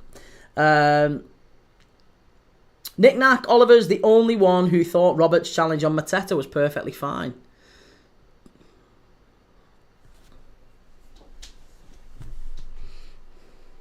It's end-to-end stuff, says Nick Nack. Yeah, no kidding, man. Already. Spain claimed a handball, and it did hit the hand. I've got to say, it hit Rabiot on the hand. Let's just see. It did him. It did hit him on the hand. Rabiot handball, but it literally, it was this far away. It was from like the flick on at the near post. It hit Rabiot on the hand. You're not getting that. You're not getting that. I'd be disappointed if that got given. So yeah, can't see it. It's Luke. Unai Simon would be good pickup for the clubs that need a keeper. Yeah. Well, do you know what? He was very, very good in that Bilbao squad last year. Bilbao, before they played United, I think they had one of the best defences in all of Europe. So, and Unai Simon was a big, big part of that. Danny Vivian, too, who's on the bench tonight for Spain. Both of those very, very good players for Bilbao.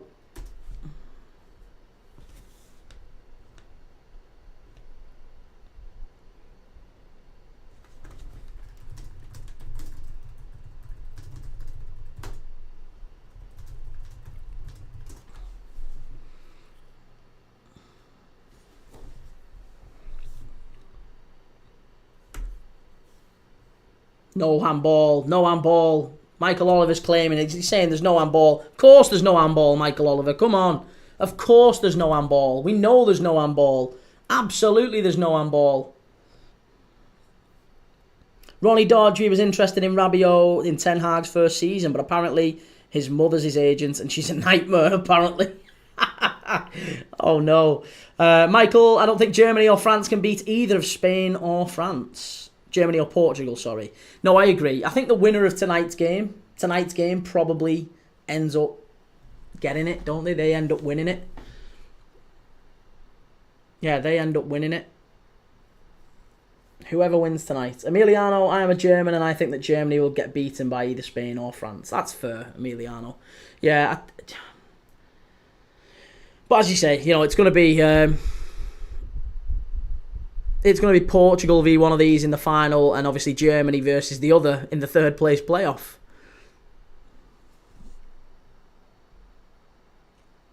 Okay, I checked, but I never showed me. Are you sure it's on Prime? Yes, it is on Prime, mate, yeah. It is on Prime. It's Luke. They use their number 2 as cup keeper, probably with some regret. Yeah. Thank you for the follows. Thank you for the follows. Thank you for those that have gone over to YouTube as well and checked out our YouTube channel. We're live on YouTube right now. So thank you for everyone that has done that.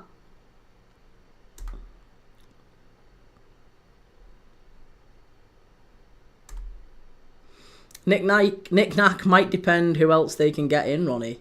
Spurs will keep Ange and then sack him like what we did with Ten Hag, says Ron. Oh no, I think they're gonna sack Ange. I think they're gonna sack Ange. I hope they keep him though, but I think they are gonna sack him. Right, here we go. France down the left hand side, pull back to the edge of the area, cleared away. Ronnie, I thought moments yesterday Portugal was sloppy. I think both of them were, weren't they? It's gone behind. It's going to be a corner to France. End-to-end stuff continues. It's all end-to-end here. There you go. Dembele played it in. It was Mbappe. Mbappe, all he had to do was get it across goal or have a shot himself. And he ends up getting it all wrong. Oh, that's really good play by France. Off the bar! Off the bar from Hernandez. The left back smashed it off the bar. It was a short corner routine, and it was rolled out to the edge of the area. Hernandez picks it up, gets it on his left peg. Cucurella tries to block it, and it's going straight in the top bins, right in the postage stamp, and it flicks off and goes over the bar. It's really unlucky for France. But what a start to this game. What quality we're witnessing here. Mbappe should have put his laces through that earlier chance, yeah. Mbappe's not as clinical, I think, as many give him credit for. I really don't.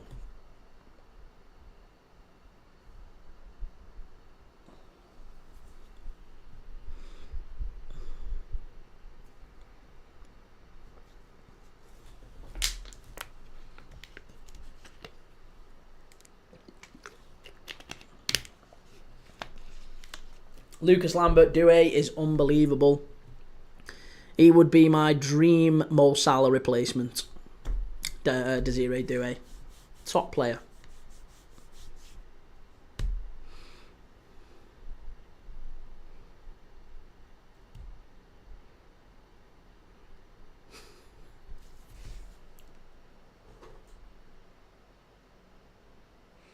Lucas Lambert, is he left-footed? No, I think he's right-footed. He certainly scored that worldie against Aston Villa with his right foot, but I'm sure he can use his left. 600 people watching you, Lucas. Yeah, mate, we had 1.3k about 10 minutes ago, 5 minutes ago. So it's halved. It's actually halved since you've come in the chat. Not saying there's any correlation with that, but we had about 1.3k not that long ago, about 5 minutes ago. Emiliano, you didn't read it, so I remind you again. Cucurella did this incredible handball against Germany in the Euro quarter-final in extra time. I think I do remember that. For some reason, I can't quite place the incident, but I do remember that happening. I'll have to rewatch that back now you've said it. Lucas Lambert, Yamal hasn't really got into the game yet. No, to be honest, Spain haven't quite got into the game yet. Obviously, France seem to be growing into it now. It started off, I thought Spain were pushing quite high. They had a lot of the ball, but Oh, we're seeing France do their stuff now. They're just unplayable around the edge of the area. Absolutely unplayable. Nick Nack, he got sent off for it though. Did he get sent off for it? I think, didn't he get sent off for it, but Spain went through anyway? I think that's maybe what he's getting at, Nick Nack. Maybe that's what he's getting at. I don't know.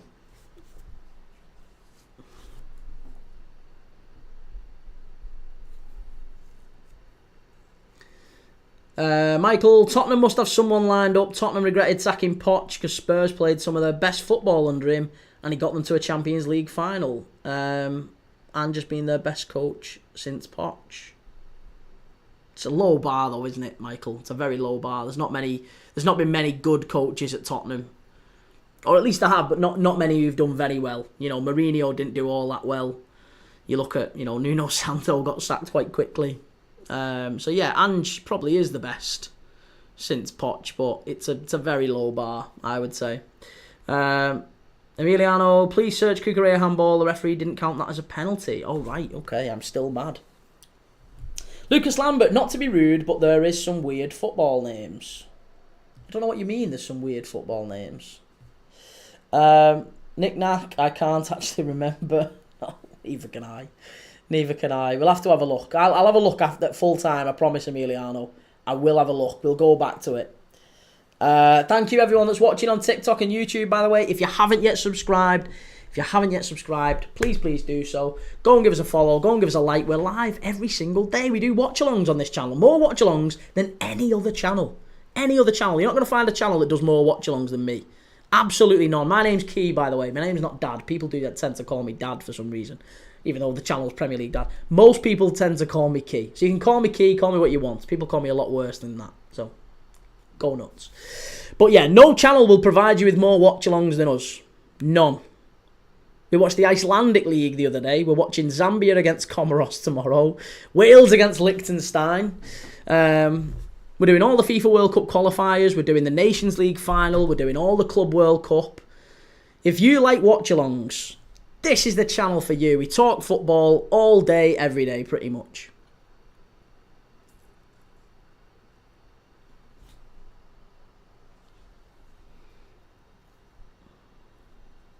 Nick Nat just watched the clip. How did he get away with that? NUFC Isaac, it's Isaac on my new YouTube account just to watch you. Isaac, thank you. You're an absolute star, mate. Appreciate that. And thank you for sharing, Reese. What a guy. Thank you for sharing the live. Let's keep sharing. Let's keep tapping the likes. Let's try and get up to 10k for this one. Let's try and get up to 10k. Again, if you're on YouTube, give us a like as well if you've not subbed. Shots, good save by the goalkeeper, Unai Simon. Straight into his hands, really. But good save.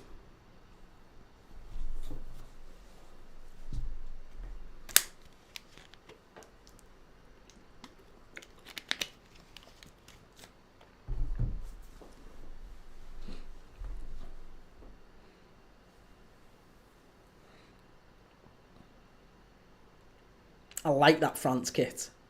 It's a very, very nice kit, isn't it? Lucas Lambert, has Trent done the paperwork for Madrid? Mate, yeah, he's playing for him. He's a Madrid player. He's out in the Club World Cup for him, ready to go. I think he's training with him, isn't he? I'm sure he's training. Michael, Kieran, wasn't there about 2 decades ago a proposal that Everton and Liverpool were going to share a new stadium, but both sets of supporters rejected the idea? They didn't reject the idea per se. It wasn't overwhelmingly favoured. Here's Nico Williams' chance. Good save by Manyan. Nico Williams causing all the trouble really down that left hand side. It's Williams rather than Yamal who's causing all the chances. Here's Zubamendi. Here's Yamal. Out wide to back to Yamal. That's poor. That's really poor from Yamal. Really poor. He's claiming a corner, but he's not going to get it. Yeah, I was going to say, with Liverpool and Everton, there was a proposal. Yeah, our former American owners, Tom Hicks and George Gillette, tried to get Liverpool to share a ground with Everton, and it was never ever likely to happen. It was never ever ever going to happen. And they were like I said, they were a really really good It was a good ground share, put it that way. It was a very, very good ground share. Like it was architecturally wise, it was a nice ground. It was a nice ground, but it was never ever going to work. And to be honest, the reason it failed was not because Liverpool fans and Everton fans rejected it. It was because they were crap owners and they were never ever going to get the funding for it. Isaac, how was the game so far? Very, very end to end. It's been high quality. It's been really, really interesting. Really good game to watch.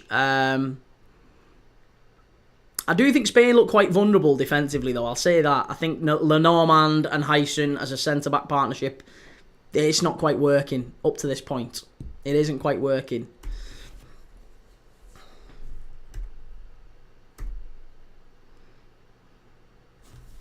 Yeah, a bit like the San Siro. Yeah, exactly. Emiliano, where you guys all come from? Oh, God, there's a lot of... Yeah, everywhere. Everywhere. We've got people in the chat from all over the world. It's wonderful. It's great. We've got people from Germany, people from France, Spain. France just knocked that one over the bar.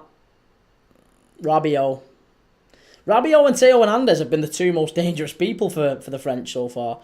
Yeah, Australia, the Philippines. We had a guy watching from the Arctic Circle the other day. Watching from the Arctic Circle. I thought that was unbelievable. And a guy watching. There was a fella who watched us the other day, and he said he was in an aeroplane flying above. Was he in the South? Was he South America? Somewhere in South America. I'm sure he said he was like Chile or somewhere like that. And he was flying. He was in an aeroplane above Chile, watching us on the internet and the Wi-Fi on his flight. What a guy.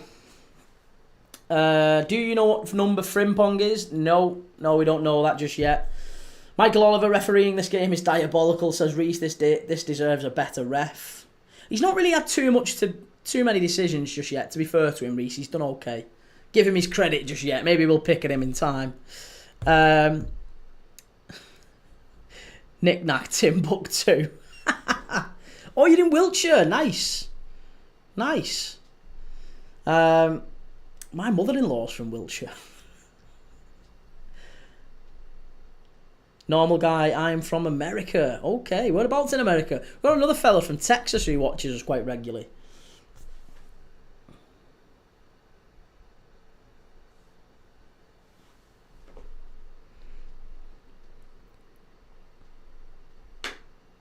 Ethan, good to see you. Any bots so far? No, we've not really had. We've had a couple. We had a couple pre-game, but not too many before. I've got to say, so far, it's been mostly. It has been a really, really end-to-end game.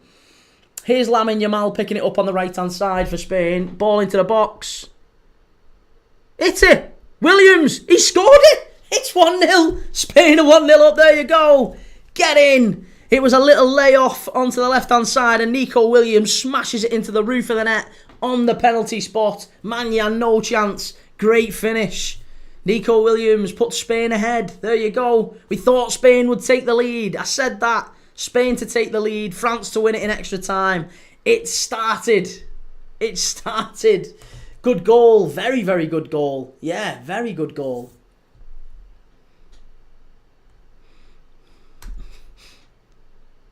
Could do without the celebrations, like... Celebrations are a bit mad. Emiliano, okay, so I'm the only one who can't speak English pretty well. Oh, mate, you can speak English very well. You can speak English probably better than most of us in the chat. Considering you're German, you do very, very well, Emiliano. Yeah, Nico Williams, we talked about him just before the game, didn't we? Really interesting to see. Lots of teams are keeping an eye on Nico Williams. Arsenal have been heavily linked with him. Liverpool have been heavily linked with him. Quite a few teams linked with him. Barcelona, another one. It feels like Bilbao are probably negotiating a little bit too high for him. But with, performances like this, I think he's been Spain's best player so far. And he's just scored a great goal in the opening 25 minutes. Probably the best player on the pitch, Nico Williams. That might change a few things. That might just change a few things. Bit scrappy, and Spain versus Portugal, big derby. Sam Savini, Premier League dad, to cheer me up after a day at A&E with a dislocated knee. Hope you're doing good. How have you got a dislocated knee? How have you managed that? That's no good. Bloody hell. But yeah, mate, I really hope you're feeling well. I don't know what we can do to help you, but we can watch a bit of footy. Hope that makes you feel a bit better. But bloody hell, dislocated knee. Rest up, my mate. Lucas Lambert. Oh, we've already done that one, sorry. Reece, City getting Ait Nouri has to be a Walker replacement. No, Ait Nouri's left. Ait Nouri's left back, Walker's other side. They're looking at Livramento to replace Walker. Canate should have done better there. Poor defending him. Listen you. He's already started winding us up. You don't believe that. Canate is the second best defender in the world. And no, not after Saliba. Nick Naki reminds me of Zaha, but 10 times better. Yeah, there is a little bit of the Wilf Zaha in him. He's the step overs, the pace, the direct nature, how he runs. He's just so direct at the fullback, isn't he? You don't get too many wingers like that. I think the difference with Nico Williams and a lot of wide players is his end product's so good. He's such a good finisher. They're in again here, Spain. Should be 2. It is 2. Is he onside? Marino scored. Is he onside? There's going to be a check, but it's 2-0. Mikel Marino, the Arsenal centre-forward, has made it 2-0. This one's going to be very, very tight. It's going to be tight. Ooh, it's going to be tight. Jeremy Duke of Belgium, 530 viewers, bro. Prime, so back. We've been down to like 10 viewers because I got shadow banned by TikTok because one day I called someone and it was a really, really tame insult. It begins with M and it ends with N, and it means someone who's a bit stupid. And I called them that because they said something stupid about the Liverpool parade attack. He's miles onside. Marino has scored 2-0. Dead simple. Who played that pass to him? Who got the assist there? Whoever put that assist in? Oh, what an assist. What an assist. Spain are so back. Oh, it was a Yazabal. A Yazabal's created both goals. What did I say? We said a Yazabal to score or assist in this game. He's got 2. A Yazabal to score or assist. Spain to take the lead. France to do it in extra time. I still fancy that. In fact, quite a few people said 2-2 in the chat. I still think that's on. We've had a really fast start to this game. And the £2.49 that Amazon Prime were charging, it feels like peanuts. We've been treated here. It's a wonderful start to this game. What a game we have on our hands, says NUFC Isaac. Yeah, what a pass. Peach of a pass, says Nick Nack. Total attempts in this game, 8 for Spain, 7 for France. We're 25 minutes in. There's been 15 attempts on goal. We've hit the crossbar. We've had a penalty appeal. We've had 2 goals. It's all going off.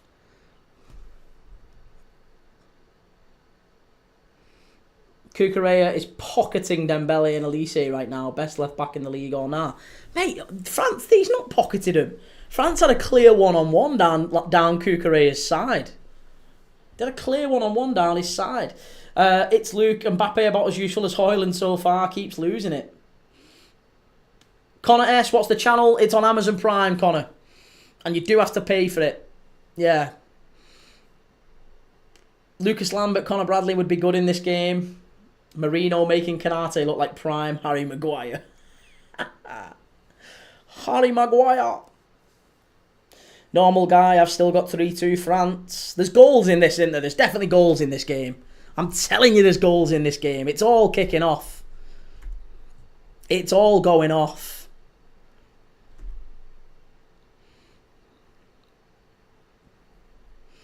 Right, we've got a slight break in play. Again, if you're planning to stick with us on TikTok, if you're watching us on TikTok and you want to support the channel, if you want to support Premier League Dad, help us out. Get over to YouTube. There's a better view. There's goal animations. There's a clock. There's a scoreboard. Everything. Better camera. Better audio quality.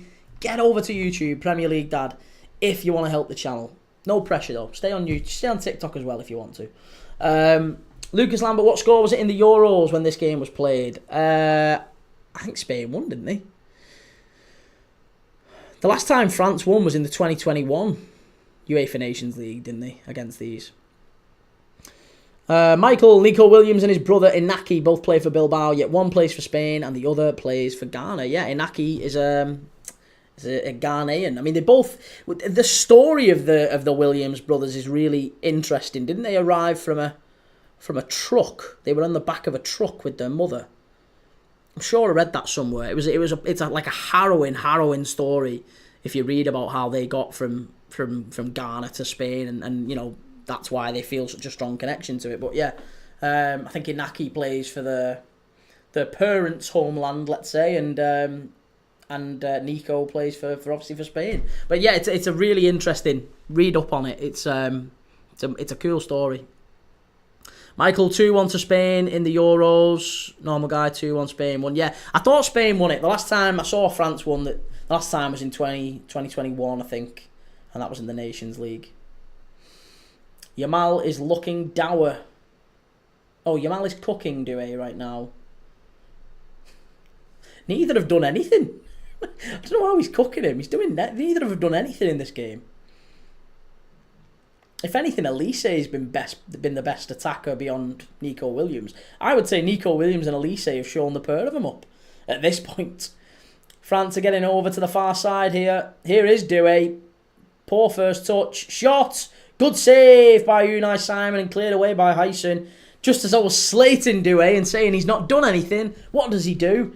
He gets a shot on target. Emiliano, you are a good football content account. I don't understand why you only have that less viewers. To be honest, mate, it's probably because we're so new. We're so new. Started the channel less than 6 months ago. Like 6 months. And we've only really been doing watch-alongs for like 2, 3. So it's really, really new. It's a very, very new channel. But I'm sure in time it'll come. Who do you think is better, Yamal or Douay? Must be for France. Oh, good save again from Unai Simon. He's complaining about the pitch. He lost his foot in there, but Douay with the shot. Good save from Unai Simon. He probably should have saved that one. Saw it late, and then is it Mbappe? Mbappe's had 2 very good chances in this game, and he's scuppered both of them, hasn't he? He skewed both of them. Normal guy goals from Yamal and Olmo for Spain in that Euro final. Yeah. Nick Nack, it takes time to grow a channel. It does, yeah. It does take time to grow a channel. And as I say, we're putting the graft in, aren't we? We're putting the graft in. We'll be doing lots of games, all sorts of games, and we'll see what happens. I'll still be here come Christmas. If by this time next year it's gone, then we know it's falling apart. But it'll be nice. It'll be a fun ride while we do it. We'll do, certainly for the next 6 months, the channel will exist. And if we don't exist this time next year, it means it's failed and I've gone and got a job. Nick Nack, chances coming for France, but not taking them. That's true. That's very true. 2 big chances for Mbappe. Reece Yamal better than Mbappe. Am I wrong? I think Mbappe is overrated.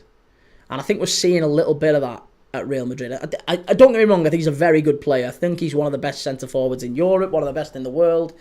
But I'd still say the idea that he's like a Ballon d'Or shoo-in is... He's not influential enough for me. He's not influential enough. Yamal has been quiet. Lucas Lambert, who do you think is better, Yamal or Douay? Yeah, I'd probably say Yamal at this point. That was a foul. Michael Oliver, it's got to be a foul and a yellow card. Who is it? Is it Zubamendi? I think it is Zubamendi. No, it's Lamine Yamal. Lamine Yamal's been booked. Hauled him down, chased him back. Michael, Kee and I only came across your channel by accident. I believe if you get your algorithms increased, it could lead you to more viewers. I think it's how it works on YouTube. Yeah, look at me. If people like it, they'll stay. If they don't, then they'll go. That's it. That's just really simple. If people like the content, they'll stick around. If not, then they'll leave and they'll find something else. Hopefully you guys do. If you stick around, then maybe you'll see the channel soar. And if it doesn't, then hey, that's life. That's life. We'll go. We'll keep going again. Reese Premdad already wanting Arsenal players carded before they've played for us. Disgraceful. I knew you'd bite at that one. I knew you'd get that one. Emiliano, good position for a free kick. Yeah, too simple that. Poor free kick in. Really poor from Michael Elise. Should do better. Need to do better. Yamal is bullying Doué right now. No, he's not. No, he's not. Messi fan, what are your predictions? Well, I said 2-1. I said 2-1 to Spain before the game. And then I changed my mind and I said France to win it in extra time. And that was when I saw the lineup. So before I saw the lineups, 2-1 to Spain. Then I saw the lineups and I panicked and I changed France to take it in extra time. So I'm still kind of on the fence. I'd be lying if I said I was certain either way. Even now, France could still win this. Reece Subamendi was nowhere near him. It was Pedri. Prem Dad, that is awful from you. Listen, it was Subamendi. He got close to him. He put him off. It was just that Yamal took the foul. Again, it's Michael Oliver.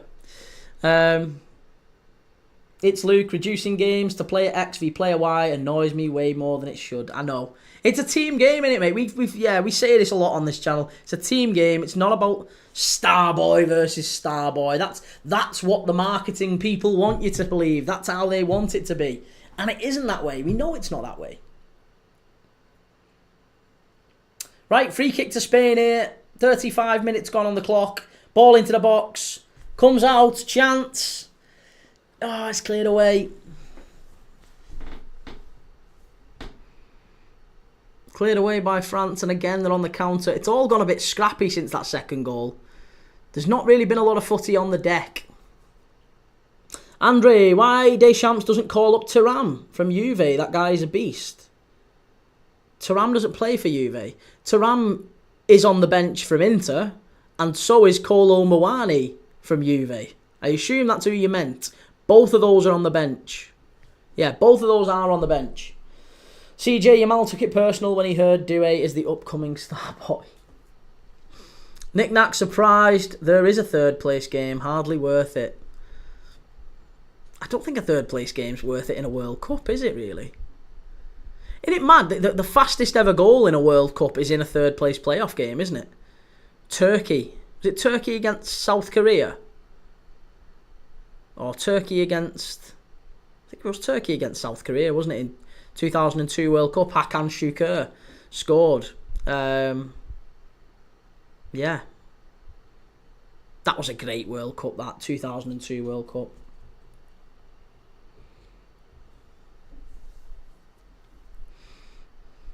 Emiliano looking forward to some Bochum games on this channel. We'll do some Bochum games, I'm sure. Dembele down the right-hand side. Shot, good save by Unai Simon. Again, we keep talking about teams needing keepers. Diogo Costa had a great game for Portugal last night. Unai Simon's having a great game tonight. He's one that's going to be on the watch list of many. Unai Simon, honestly, Villa, Newcastle, keep an eye out for Unai Simon. If you can get him, what a keeper. What a keeper. Oh, Kefren Thuram. Kefren Thuram, sorry. I feel like a fool now. Yeah, Kefren Thuram.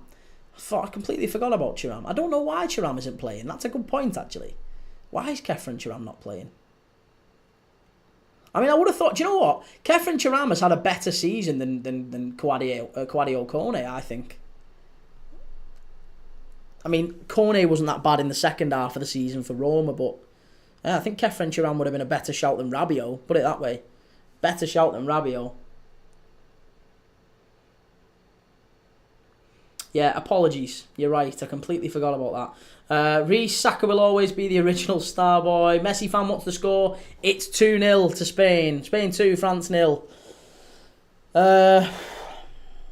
Nick Knack, my favourite World Cup was USA 94, maybe because we weren't in it. USA 94 was cool. That was probably the first World Cup that I really remember, yeah. USA 94. Euro 96 was cool as well. Euro 96 was great. Loved Euro 96.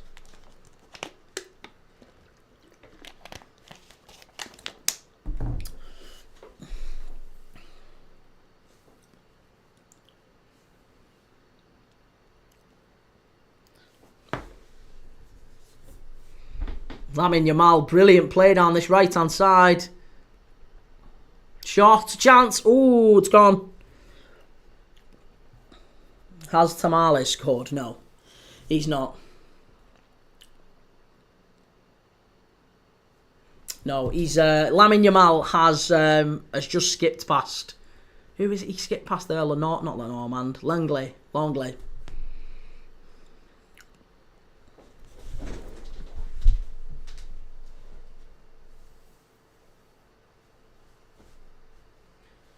Right, France chasing forward again. Another big opportunity for France on the right-hand side. Dembele. Oh, Mbappe's gone down in the middle for some reason. Don't know why. South Korea have just scored against Iraq. Iraq 0, South Korea 1. The Normans just absolutely rugby tackled Mbappe. It's Luke. Will you watch any of the under-21s? I'm going out for a few games as tickets were nice and cheap. Nice, that's great. Yes, I am watching the under-21s championships. It's quite a few of the games that we're doing on that one. So if you go and check out on YouTube, mate, if you go and have a look, you can go and see all of the games that we've got on YouTube. Yeah, the full schedule's on YouTube. Messi fan, who is the MVP of the game so far? Probably Nico Williams. Yeah. France whipped the ball in. Header. Cleared away by Spain. Emiliano, my favourite World Cup was 2014 Brazil. Maybe because we won it. I was in the Maldives watching that final. In a monsoon. There was a monsoon affecting the Maldives. We couldn't fly out. And yeah, Goetze scored. Didn't he? Scored the winner. On the road, FC. How's it going? Good to see you, man. Iraq are down to 10 men as they've had a player sent off in the first half. Wow. So close to backing Spain for this as well. Lucas Premdad, would you say he was a skillful player? No. No, not even close, mate. Not even close.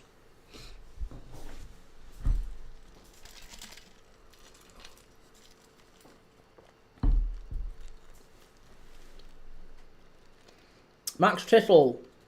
Yes, I've not been watching. Gives a rough idea how it's been. End to end.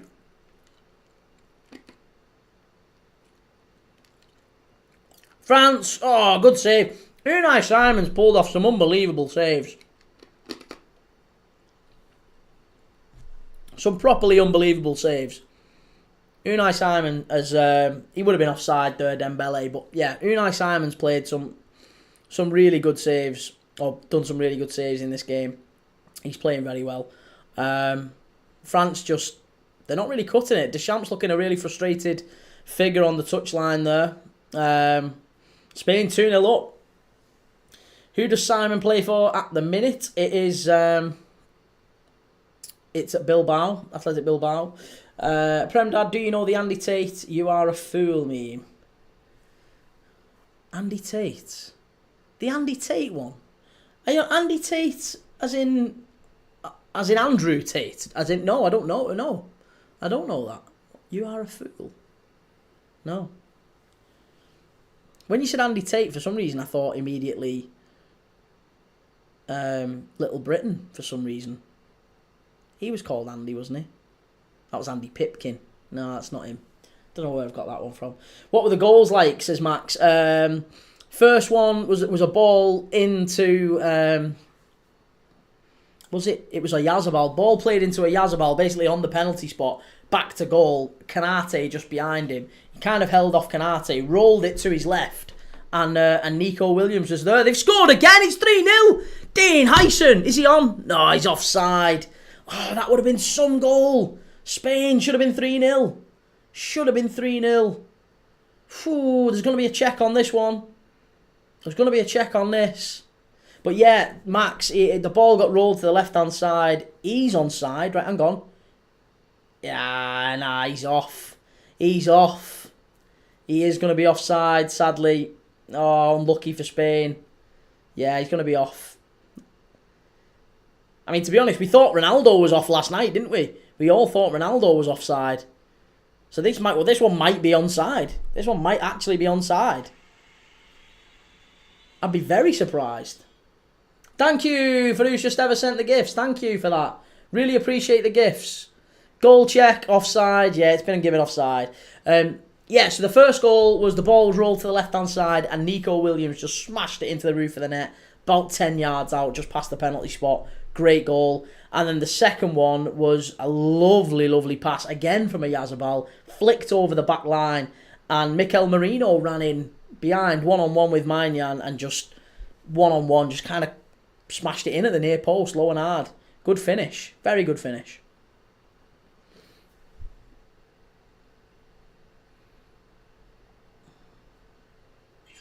The line of the box made that clear that he was leaning off.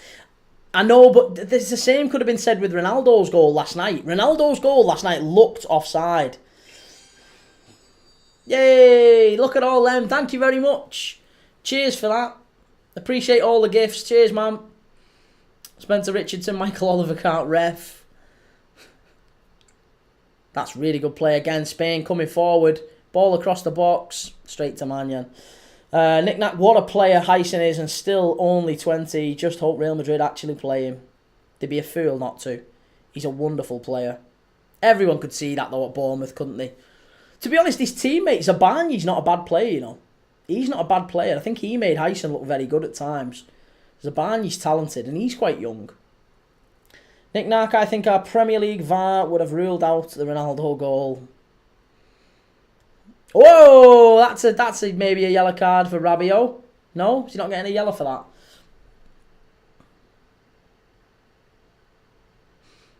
Click the ref. Oh, there was money in Simon's shot saved tonight. Yeah, Unai Simon, unbelievable tonight. He's done really well. Lots of shots on target for France. Nick-Nack, maybe they draw the lines in different places. Who knows? I think it's fatter lines, isn't it? It's chunkier lines.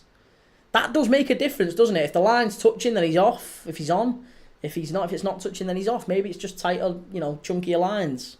Maybe the felt tip's a bit thinner in Europe.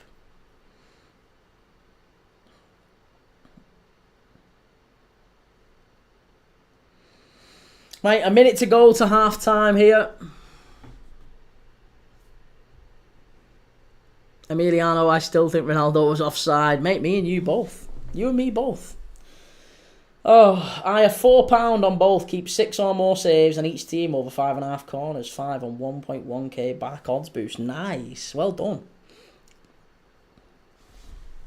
Love that. Oh, he was just offside, actually. He was just. Should have been 3-0. No, he was just offside. It would have been a great goal, though, wouldn't it? France pushing forward. Shot from distance from Mbappe. What is he doing, that lad? He's been shocking tonight, Mbappe. I don't care what anyone says. He's missed 2 absolute sitters. He's been shocking. He's been absolutely shocking. Absolutely shocking. Normal guy, Simon turns 28 in 6 days, by the way, the Spanish keeper. Yeah. See you guys in like second half. No worries, Emiliano. Very good half of football, that. It is half time. Spain 2, France 0. Wow.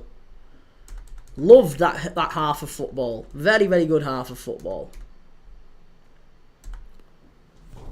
John Joe Shelf Dog, 12-10. Good to see you, man. How are you doing?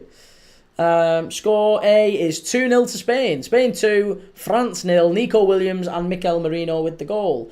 Goals. Spencer Richardson, did you see that video of Thuram and Dembele sat next to each other?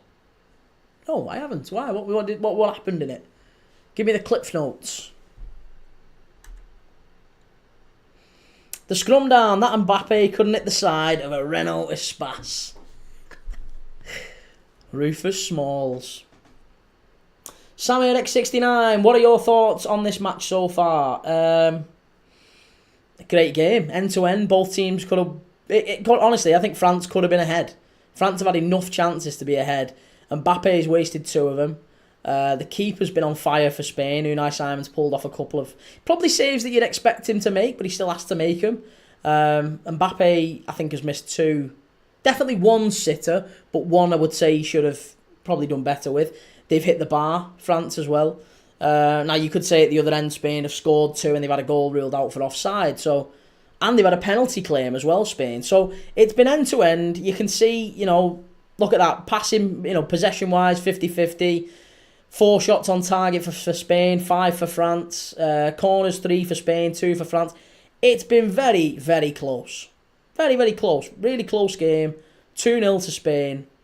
The players who we all thought would start tonight, Yamal and Doué and Dembele and Mbappe, they haven't really done it. It's the stories, the star of tonight, I think. The best players tonight have been France, Elise, and definitely Nico Williams and Oyarzabal for Spain. Nico Williams and Oyarzabal have been exceptional. I think for France, you're probably looking at Michael Elise. He's been knitting things together very well. And Rabiot, Rabiot's not had a bad game at all.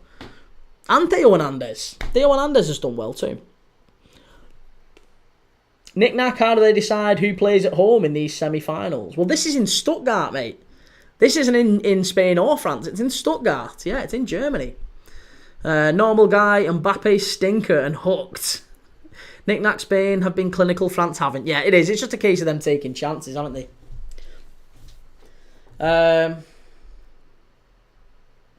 Jonathan Guzman, Lamine goal incoming. Spencer Richardson, nothing was just funny. Turan was just staring at Dembele when they were clapping the champs winners. Oh, God. Sammy Rex69, I heard someone say Emi Martinez to Man United. Yeah, no, I can't see it. I think if he leaves Villa, he ends up going to Saudi. And Mbappe has to score that. They're just showing the highlights now. Knick-knack, it's neutral. Oh, didn't realise. Yeah, it's Stuttgart Stadium, this. Yeah, it's in Stuttgart. Spencer Richardson, I bet the German locals are hating the games being played there now. Yeah. It's amazing the stadium is as full as it is, really. It's Spain against France in Stuttgart. I'm not sure. I mean, I don't know. Maybe patriotism feels a little bit different in Spain and France, doesn't it? It feels like England fans don't travel as much. Patriotism isn't maybe as prominent in England as it once was. I'm not sure England would travel so well for a Nations League semi-final in a different country. Maybe I'm wrong, I don't know. But it's chocker. Either way, it's chocker in Stuttgart. Here's Theo Hernandez hitting the bar. Great effort, that. Really great effort. Jonathan Guzman, it's Salah since he's played in the best league in the world. Numbers don't lie, mate, for the Ballon d'Or. Yeah.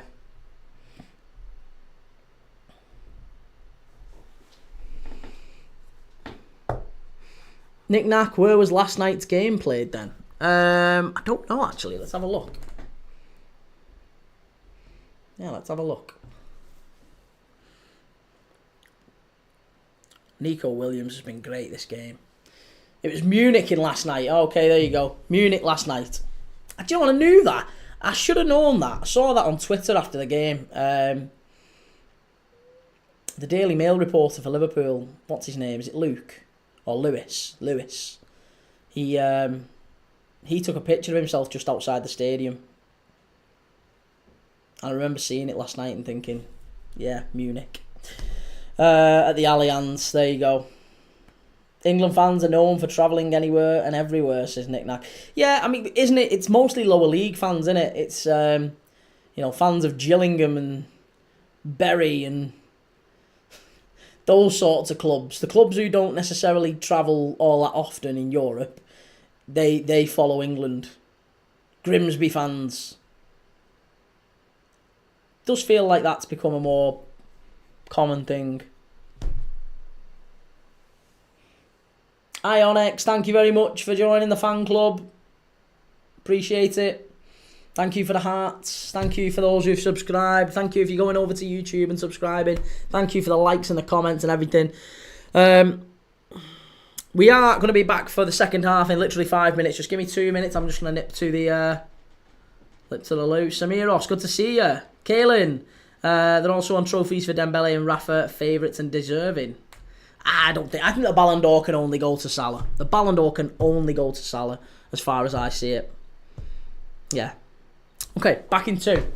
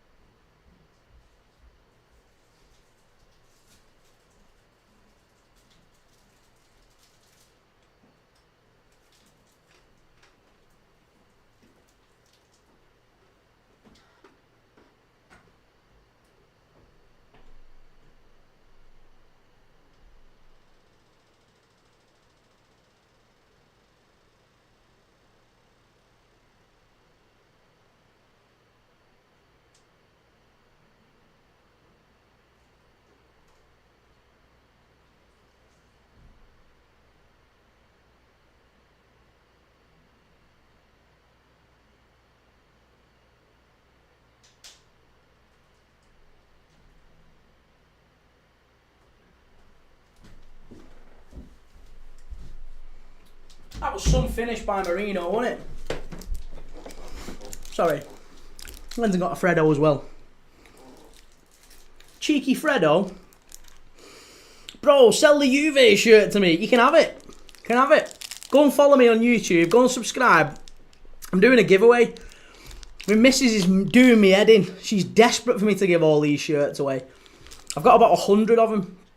Literally about 100 of them. I'm not even kidding. I always show this one off. Literally, look. Proper Roma shirt. I've got loads of them. Absolutely loads of them. Collect all these shirts over the years. And my missus is desperate for me to just get rid of them. Get rid of all them shirts. They're cluttering the house up. So I'm doing a giveaway at the start of the new season. I mean, I'll buy you a new shirt. If you follow me on YouTube, where I'm doing a competition where if you follow on YouTube, I'm gonna be doing a draw or something. I'll randomise it and do it properly so people can see it's not a piss take or whatever. But you can either have one of the shirts that I've got, or I'll get you a shirt of your liking, whatever it is.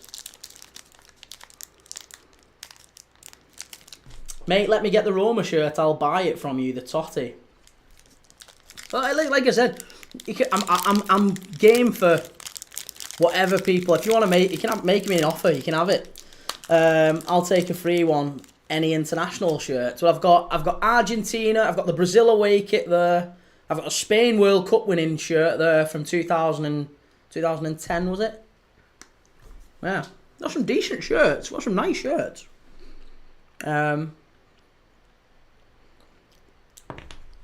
NUFC Isaac, what got you into doing football content then, Kieran?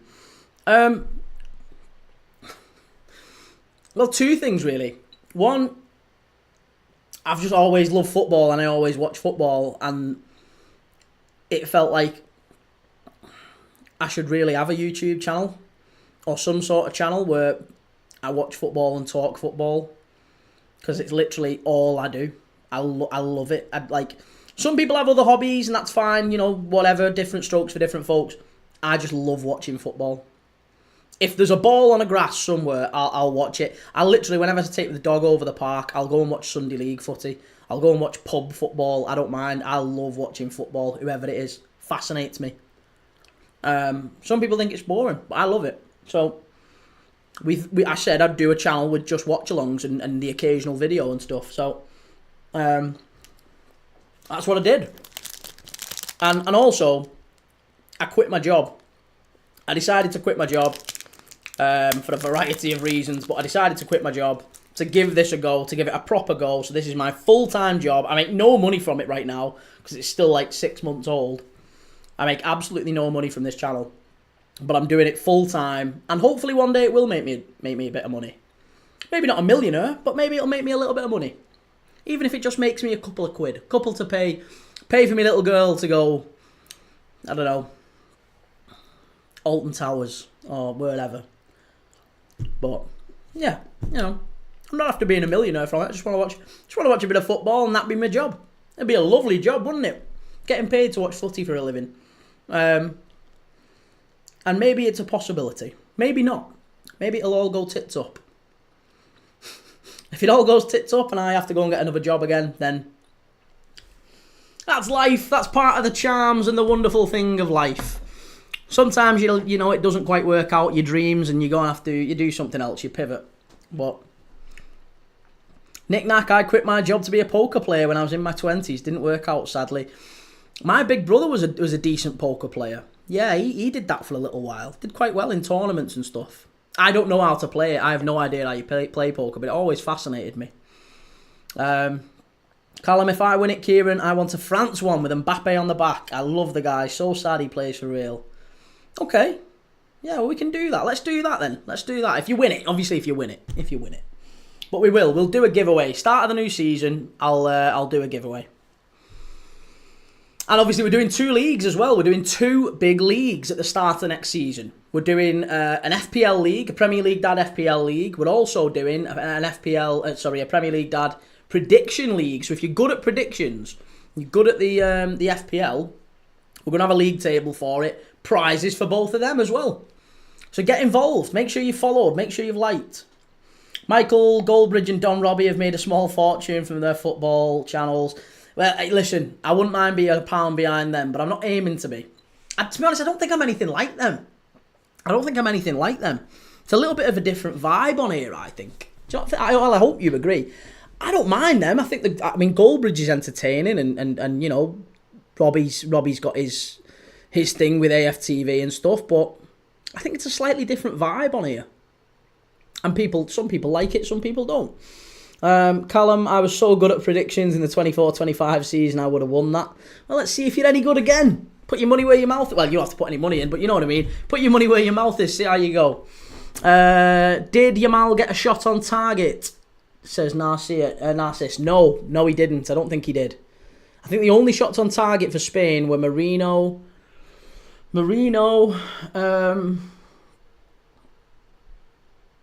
obviously Williams. Williams got 2. Williams 2, Marino 1, and they got 4. They got one more. I can't remember who it was who got the other one. I think it was a header from Lenormand off a corner, wasn't it?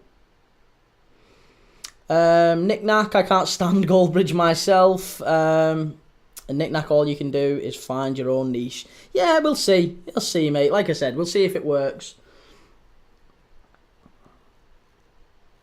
Normal guy, are France making any subs? We'll see. We'll keep an eye up. Caleb, hi Prem Dad, good to see you.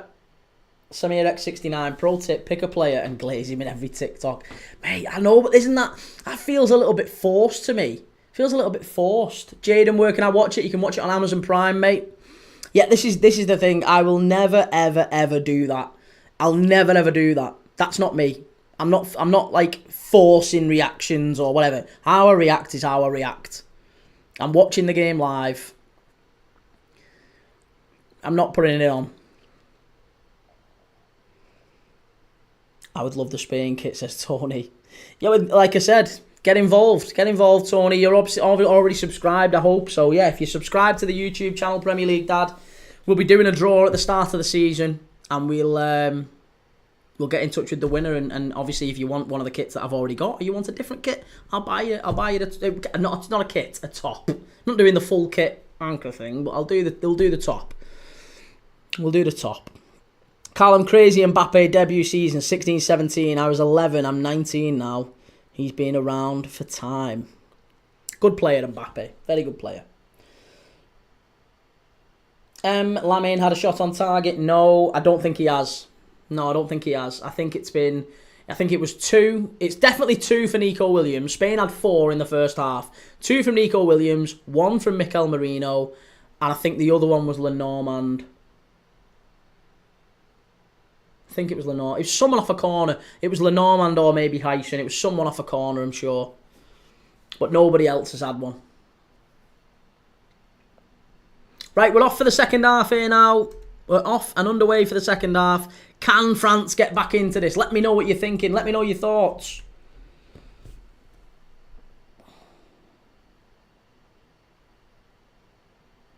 Why didn't Lamine's shot on target count? I think the shot on target you're referring to with Lamine Yamal is the one where he crosses it. It was a definite cross. Spain are in again. Could be 3.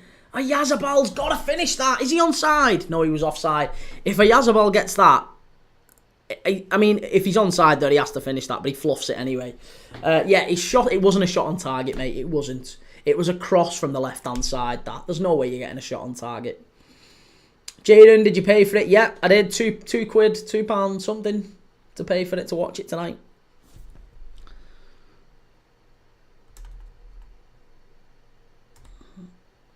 Michael, South Korea leading 2-0 over Iraq now. 87 minutes played. Yeah, and Iraq with a man sent off as well. Cheers, Michael.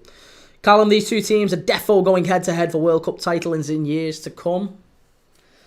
Can England compete with these two? That's the question. Here's Lamine Yamal. It's all Spain in the opening 60 seconds here, but France on the counter.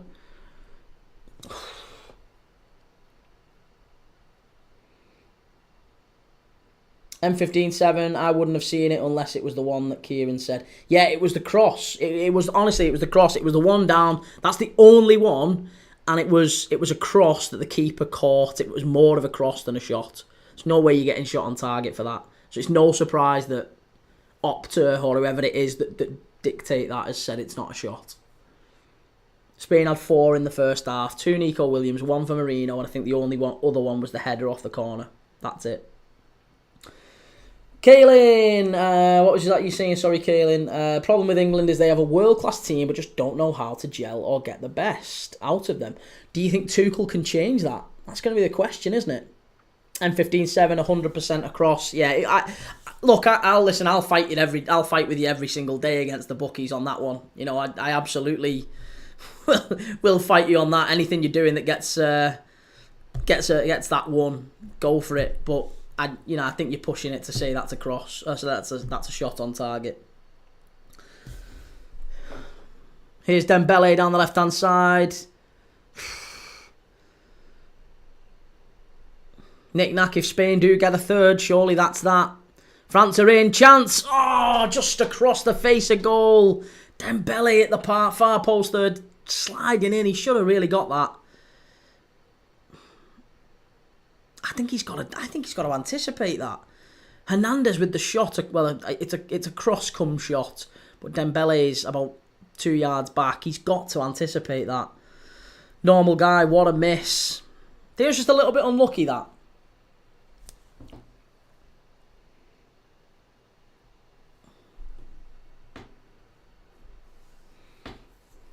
But yeah, I would agree.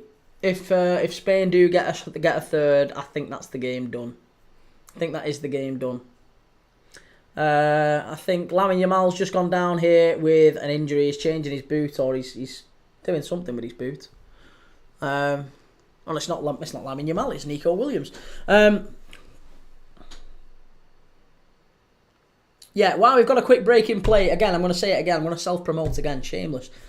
Make sure, if you're watching this live on TikTok and you are going to stay with us for the remainder of this live, we've only just kicked off for the second half, please make sure you click follow. Please make sure you get over to YouTube. Support the channel. Search Premier League Dad on YouTube. You get a better view. You get a goal, animation, scoreboard clock, better audio quality, and you're supporting the channel as well. So if you do want to do all, we give you more watch-alongs on this channel than anyone else.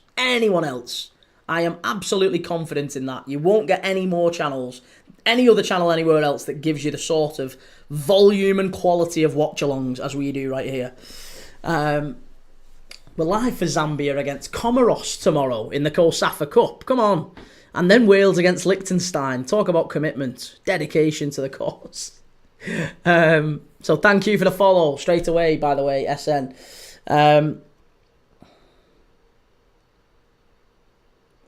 This is better. This is much, much better by France. Good play by Hyson to clear it away. He's some centre-back, him, isn't he? I know he said that in the first half, but he is. He's some centre-back. Oh, Spain win it back high. They've got a real chance here. 3-on-2. If he gets the pass right. Lamine Yamal, chance. Penalty. Must be a penalty, ref. Has he give it? Has he give the pen? He's give the pen and a yellow card here for Rabiot. I think it's a pen. He's going to check it. I think that's a pen. Rabiot is screaming at Michael Oliver. He's saying, that's never a pen. I got the ball. Spain were 3-on-2. They were 3-on-2. They were charging forward. Lamine Yamal. He gets the ball to feet. He's just about to pull the trigger and Rabiot dives in. He's onside. There's no question. Is he onside? Oh, is he onside? I think that is a penalty. I think the penalty will get cleared. He goes through Lamine Yamal to get the ball. That is a penalty. Of course it's a penalty. There is no doubt at all that is a penalty. I'll tell you that for sure. It's a penalty. Is he onside? That's the question. Lamine Yamal's foot could be offside here. He could be offside. That could get France off the hook. It could get France off the hook here. I'm telling you, it's a pen. There's just a check whether it's offside here now. Nick Knack, you're saying it is. Yeah, his foot was ahead of the ball there, says Nick Knack. I have to agree. Adrien Rabiot's got a yellow card. I think he could be off. I think it could be offside here. SN, is it worth a watch, mate? Mate, it's been one of the best games I've seen for a long time. It's been really, really good, this. It's 2-0 to Spain so far. There's a current check. Michael Oliver's just checking to see whether it's offside. He's give the pen. He's give the pen. It's a penalty. It's a penalty. It's going to be 3-0 to Spain, I'm sure. And that might just kill it. With 40 minutes to go, this might just be.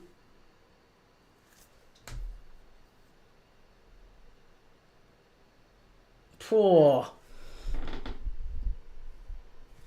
Knick-knack, the most footy watch-alongs of any channel in the entire universe. Impressive stuff.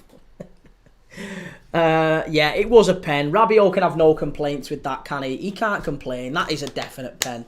It's a clear pen. You're dead right, Knick-knack. It is. It's such a pen. And Starboy Lamine Yamal's going to take it, would you believe? Starboy Lamine Yamal steps up. Manyan has been told to get back on your line. Stop with them mind games, Mikey. Stop with them mind games. Get in your nets. Normal guy, looks like my prediction is dead. Well, Lamine Yamal is about to step up. And he could put Spain 3-0 up in the Nations League semi-final. And could have one foot in that final against Portugal. Starboy against the OG Starboy, Cristiano Ronaldo. Future against past, could it be? Lamine Yamal steps up to put Spain 3 up, and he does. Sends Manyan the wrong way, 3-0. Get in, there you go. Get the goal animation in on YouTube. Oh, love that. Love that.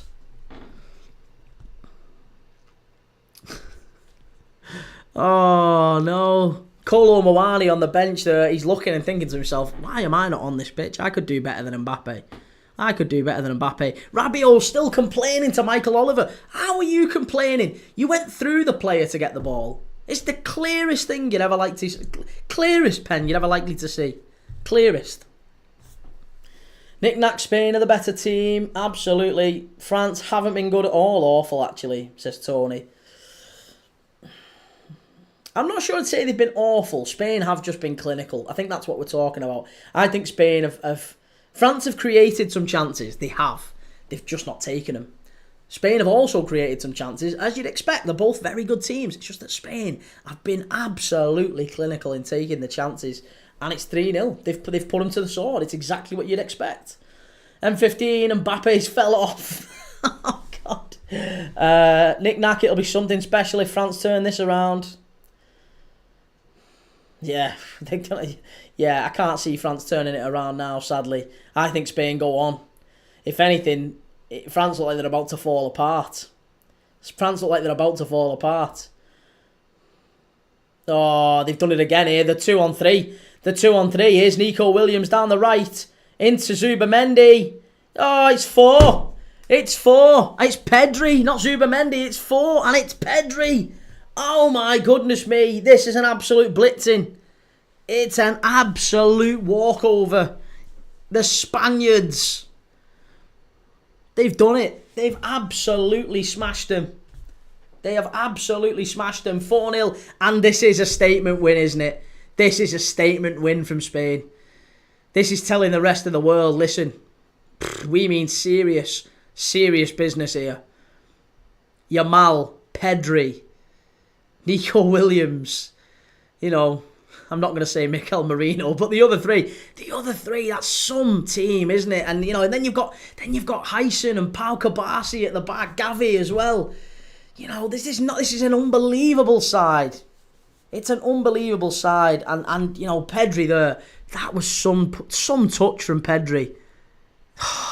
Wait till you see this back. That little touch in midfield from Pedri comes out to Nico Williams. He just knocks it into feet. That's too easy.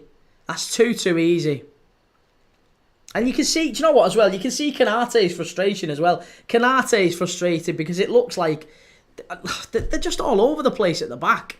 They're all over the place at the back, France. 4-0. Dead and buried, says Ronnie Dodge.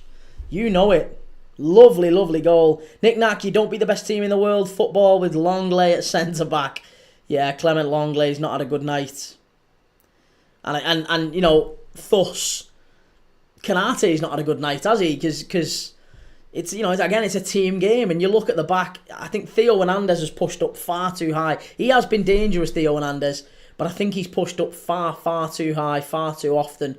And Spain have had a lot of chances down that right-hand side, haven't they? They've had a lot of space down there.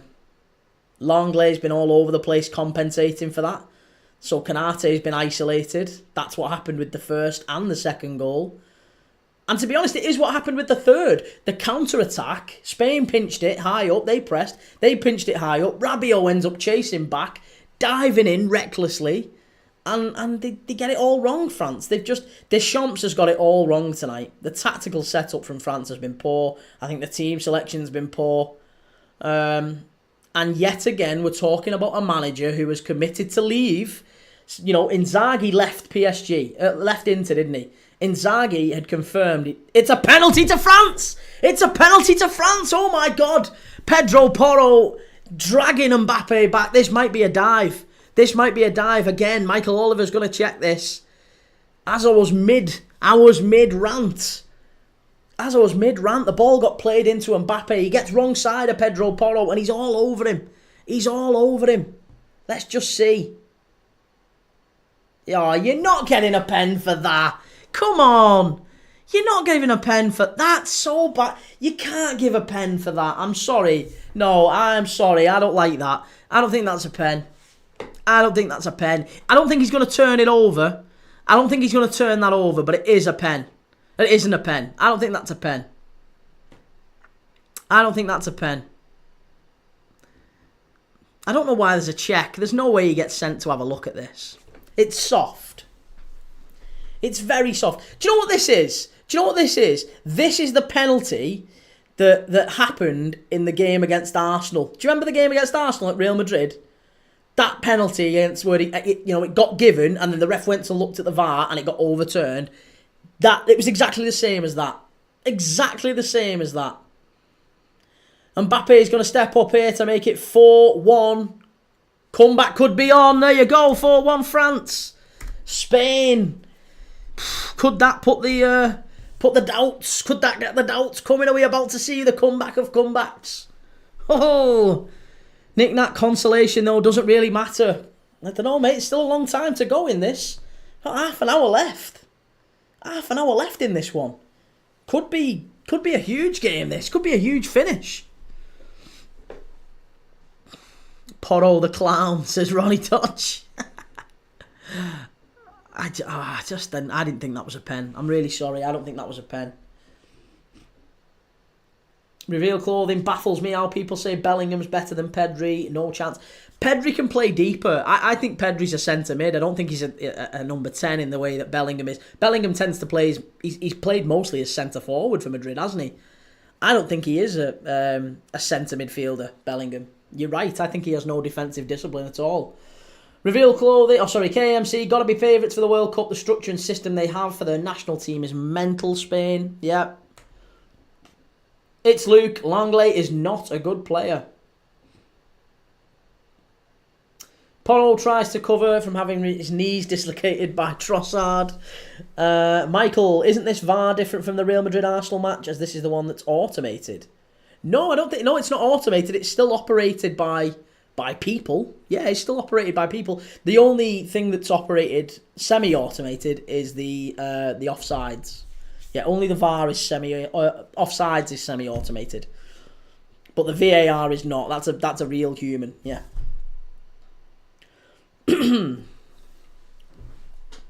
Ronnie Dodge. I mean, we was 4-2 down to Leon and won 5-4.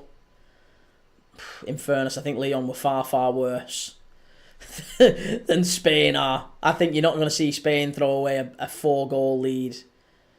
I mean, I could be wrong. I'll happily be proved wrong. That'll be some performance if France turn it round. Portugal winning and France getting humiliated. Good day to be a Portuguese in France.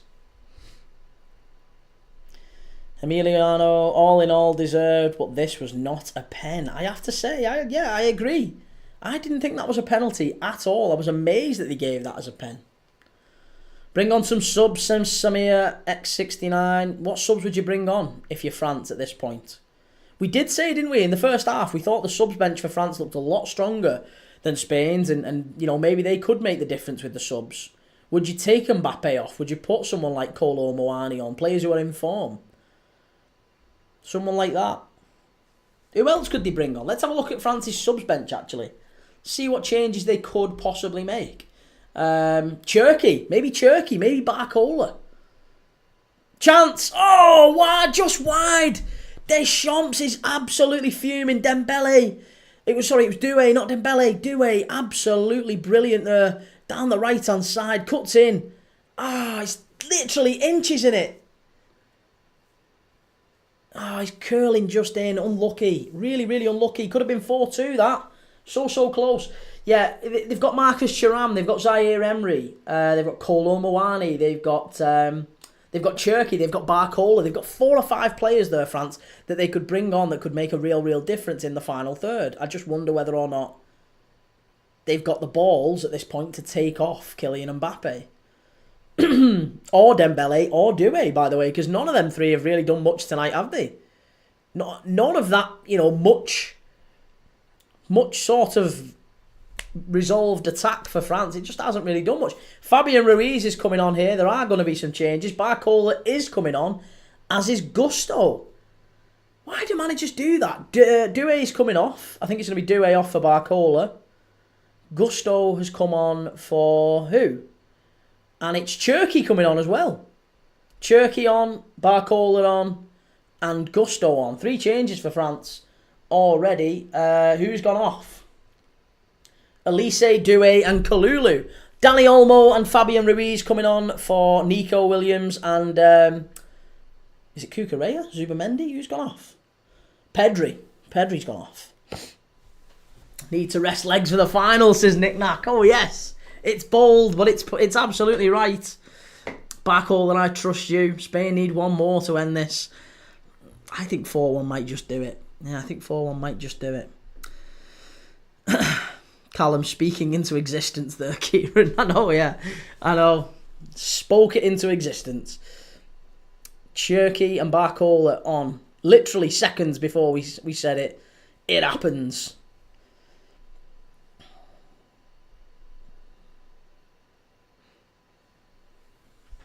Thank you for the follow, by the way. Really appreciate the follow. Thank you for those that have gone across from TikTok over to YouTube and supported the channel. Massively appreciate it. Search Premier League Dad. You can find us on YouTube live right now. Good evening. Can't believe you had to pay for this match on Prime. I know. It is what it is though, mate. Marco, how is Rabiot starting for France in 2025? He's done alright, Rabiot. Apart from the penalty, he's done alright. Knick-knack teams just don't come back from 4-0 down. It doesn't happen, does it? Corner taken quickly. Corner taken quickly. I know that was 3-0, but so what? So what? Barcelona did against PSG as well. Just wanted any excuse to say corner taken quickly. Corner taken quickly, Frimpong. Ball into the right. Oh, here we go, France. Good defending from Cucurella, back stick. He got his curly hair on right on it at the back stick. Gracefully flopping, bouncing in the wind. Ball in from the right corner. Chance. That would have been some goal, that, from Barcola. Volley at the far post, straight over the bar. Some technique on that, wouldn't it? Would have took some technique to keep that on target. Messi corner for France. Nah, it's gone. That's already gone, mate. That's already come and gone.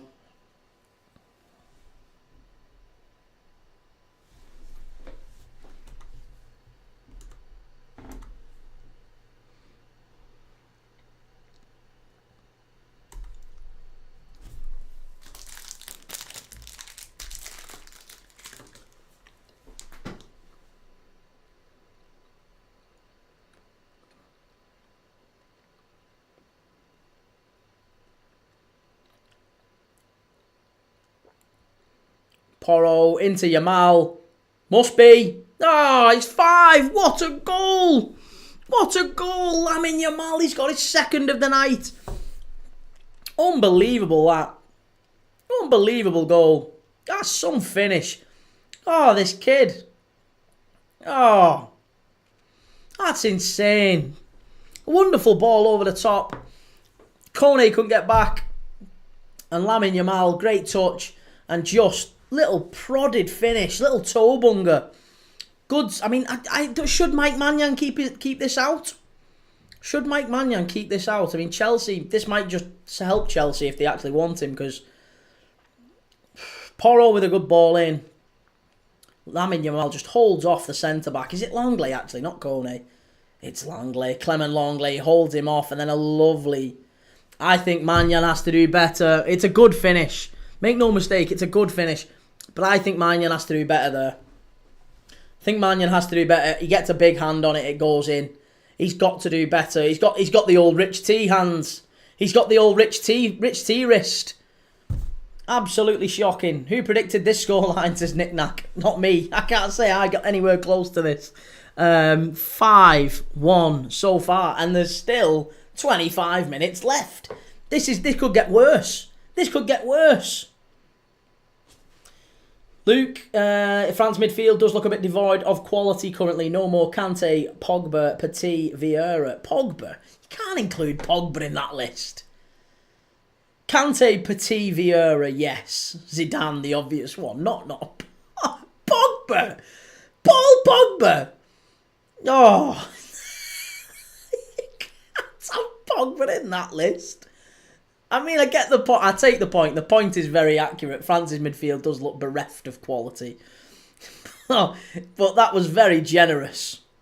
Very, very generous to Paul Pogba to include him in the same list as the same breath as Kante, Petit, Vieira. And you were naming French central midfielders and went Pogba before Zidane. Oh, Luke. Pogba was good for France with Kante doing his running. Yeah, maybe I'll stand corrected. I don't think he was. I mean, I know he scored in the World Cup final, but I didn't rate Pogba. I think Pogba was... Pogba was I thought he was a very marketable player, and he always looked a better player than he actually was. Yeah, looked a better player than he actually was. Emiliano, bro, tried to sneak Pogba in there. I just looked at it and I was like, Pogba? No way. Yamal tried to make his shirt number to number 10. If United have a front three of Cunha and Burmo and Isak. Cunha and Burmo and Isak. Would you rate them as contenders next season? No, because they'd have the best attack in the division and the worst defence. So, no, and that isn't going to happen. There's no way Isak would go to Manchester United. Even if United weren't skint, which they are, I don't think for 1 second that they're going to sign Isak. But they would have the best attack in the league, I would imagine, with that front three. Or one of the best attacks, maybe.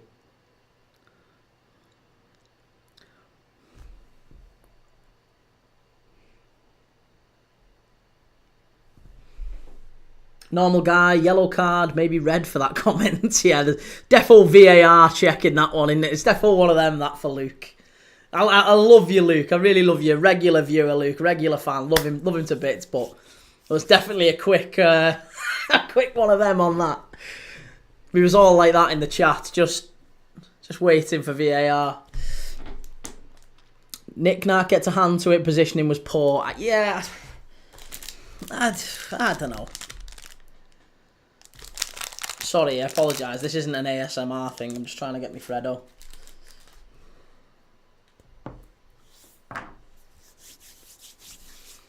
The last touches from Barcola are often so bad. Well, Lucas Hernandez is coming on for Langley. He's had a very bad night. A very, very bad night. Callum took Deschamps 70 minutes to understand how shit Langley is. It's Luke. I was naming partnerships that won the World Cup. Okay, sorry, Luke. See, there you go. I take it all back, Luke. I apologise. KMC, woke nonsense. That's got to go in one bite. What the Freddo? I know, mate, but I'm on camera in front of potentially thousands of people are watching. So I get called fatty enough. Off the post for France. Oh, unlucky. Yeah, I get called fatty enough. I mean, it's water off a duck's back.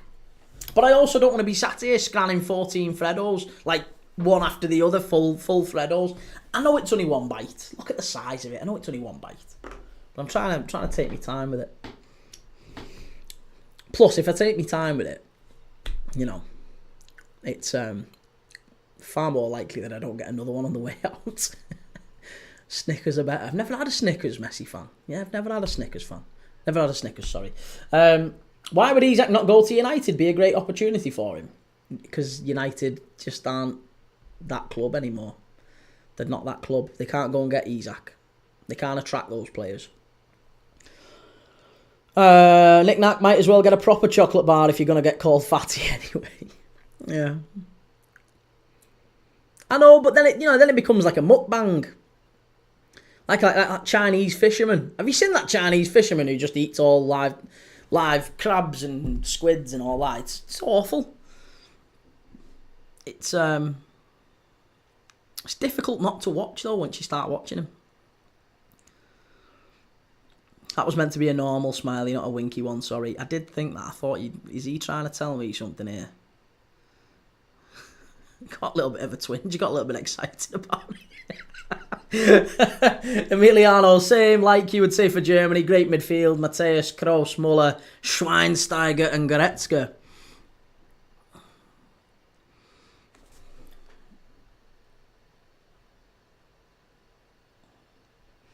KMC, think this World Cup's going to go down as one of the best with nostalgia to look back on. Yeah, and do you know what? And if nothing else, the US know how to put a show on, don't they? I know it's US, Canada and Mexico, but like it's going to be a proper spectacle, that, isn't it? It's going to be a proper spectacle, and I think they get all the marketing right. It's going to be brilliant. It's going to look great. It's going to feel great. I think the greatest World Cup I've seen was the 2002 one, South Korea and Japan. I love that World Cup. France 98 was also very good. And I think after that, I didn't really like South Africa, and I wasn't really a massive fan of the Brazil World Cup. I actually think the Qatar World Cup was quite good. The Qatar World Cup and the Russia World Cup was okay, but the Qatar World Cup was probably my next favourite. So, yeah, this one coming up could be another good one. Maybe they come in twos. KMC, them Mexican home crowd's going to be unreal. Football first over there. Yeah. I'd love to go to a Mexican game. Normal guy, long-legged stinker and bullied. Emiliano, all the German hate on Cucurella in the crowd there. Always boo him out. Well, they're 5-1 up, mate. They've smashed them. KMC, good grounds. Think be some great crowds. Jordan, Uzbekistan, and potentially more debuts. A Jordan at the World Cup. Jordan at the World Cup as well. Why have I not seen that? Oh, France are in. Could be 2. Another big save from Unai Simon. And Mbappe missing another big chance. That's possibly 3 big chances that Mbappe has missed. And he should have done better. He slips, but it's a good save from Unai Simon. A really good save. Nick Nack, still time for Spain to pop a couple more in if they fancy it. Dembele's coming off for Kolo Muani here. Charles 760. Yo Charles, how's it going? How you doing? I am really good, thank you. Yeah, really good. Looking forward to another big game of footy tomorrow. We've done 2 games today. Australia, Japan. And we're obviously fantastic game now. 5-1. Spain 5, France 1. Tomorrow we've got another 2 big games. And if you don't think the big games, you aren't a football fan as far as I'm concerned. Because we've got the COSAFA Cup. Zambia against Comoros in the African COSAFA Cup. That's going to be a huge one. We're really looking forward to that one. And then we've got on the night Wales against Liechtenstein. Yeah, we've got both of them. So looking forward to a good bit of footy tomorrow. Make sure you've followed. Make sure you've subscribed. Get over to YouTube and subscribe as well. User553, I think Isak would thrive at a big club like United. He's thriving at Newcastle. And if he does move, he's going to a proper big club. A proper big club that is big right now. Not big 5-10 years ago. Gary, I've just farted and followed through big time. Mate, I've been there. I feel your pain. Get yourself an Imodium. Jack Willis, that one unemployed friend. I've not got friends. I've not got friends. That's a start. You give me far too much credit. You've given me far too much credit already. Cleared away by Cucurella. Emiliano, Spain does not play better. France just had not performed in the big moments. Spain have played better. Of course they have. Spain have played better. Behave yourself. Definitely they've played better, Emiliano. But I agree that France have created some chances. They've just struggled to make them count. And I think you've got to look at Mbappe at that. Charles, what do you think the best international team is? Yeah, I don't know. Probably Spain right now. Probably Spain. Maybe France. One of these two, anyway. One of these two. But it's all going Spain's. Again, there might be time. We've got 15 minutes left. I don't want this game to peter out. It's... Oh my God, 5-2! Turkey. Right, here we go. Get ready for City fans. Because Turkey has just dropped an absolute worldie of a goal. Little touch on the edge of the area. One touch, bang, volley, smashed it past Unai Simon, who's been mostly unbeatable all night. And he's just rifled it in. 7 goals in this one. Turkey, top corner, from the edge of the area. Unbelievable goal. You're not stopping that. You need 3 goalkeepers. Stop that one. Oh, what a finish. And now Manchester City fans, they'll go even worse. They'll go even bigger. They'll be saying, 40 adverts for 130 million. We got Turkey for a quarter of that. On your bike. Turkey better than Wirtz. Here he is. They're there already. The Turkey fanboys are in the chat already. The Turkey fanboys are in the match, in the chat. Tony Snooker fan, I definitely want to be your friend. You seem a cool person. Yeah, I wouldn't say I'm cool. That's probably not in the top 20 words I would use to describe me, but, you know, I'm happy if you want to say that. Normal guy, what a goal for France. It was a sweet finish, that, says Nick Knack. Chimey, hey Key, best Arsenal goal, Wilshere Tiki-Taka or Bergkamp 360? Can I only pick between them two? If I'm only picking between them two, I'm saying Bergkamp. Yeah, the Bergkamp goal was just era-defining. That was absolutely sensational. Luke, it's not a 5-1 game at all. Swap the keepers and Spain still win, but probably 3-2. Well, I think Maignan probably could have done better with 1, maybe 2 of the Spain goals. But definitely one of them he could have done better with. Messi fan feel bad for Simon's hand. KMC, timing was perfect on the don't want the game to fizzle out. I know. Well, it's, yeah, I mean, look, we've got 10 minutes left here. It's 5-2. Spain have got a chance here, pushing forward. But we need France to do something if they want to make a game of this. I can't see it. And UFC Isaac, what a game. Ronnie Dodge, our new home kit launches next week. Well, United's away kit I have seen. And United's away kit is absolutely... Even from a Liverpool fan, United's away kit is bang on the money. It's very nice. If I wasn't a Liverpool fan, I might even be tempted. But I'm not, obviously not going to. Emiliano, you can't be serious when you say Turkey is better than Wirtz. No, well, I wouldn't say so either. But... there are some football fans who don't need much encouragement on that front, and that's why that super goal from Turkey will be convincing a lot of people that he is the better value signing. KMC, Bergkamp was a 180, not to be that guy. He was a 180, yeah, sorry. You've called him there, and I should have spotted it, but you're right. Chimey, it was a 180, not a 360. 360 would mean he spun round and he was in exactly the same place that he was. So actually, it is a 360 then. What are you on about? It is a 360. It is a 360. He was facing the goal. He spun around. He was facing the goal. That's 360. It is a 360. 180 means you're facing the other way. 360 is a full circle. So it is a 360, surely. He was running towards the goal. No, it wasn't. It was a 180, wasn't it? Yeah. Oh, come on. It's late. It's late. No, he is right. It's a 180. It's not a 360. Why do you just throw all these questions at me now? Fucking 20 to 10. Knackered. England, probably the best international team, should win the World Cup now Southgate is gone. That's a bold prediction. Somehow can't see it.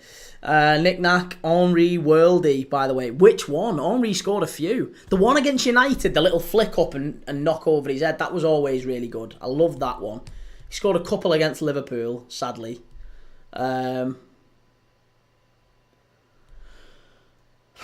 The one that stands out for Arsenal isn't actually even that Bergkamp one. I really like the Bergkamp one away at Leicester City. Do you remember the one away at Leicester City? Have a look at the Bergkamp one away at Leicester City at Filbert Street, the old Leicester Stadium. That's a goal. That's a finish.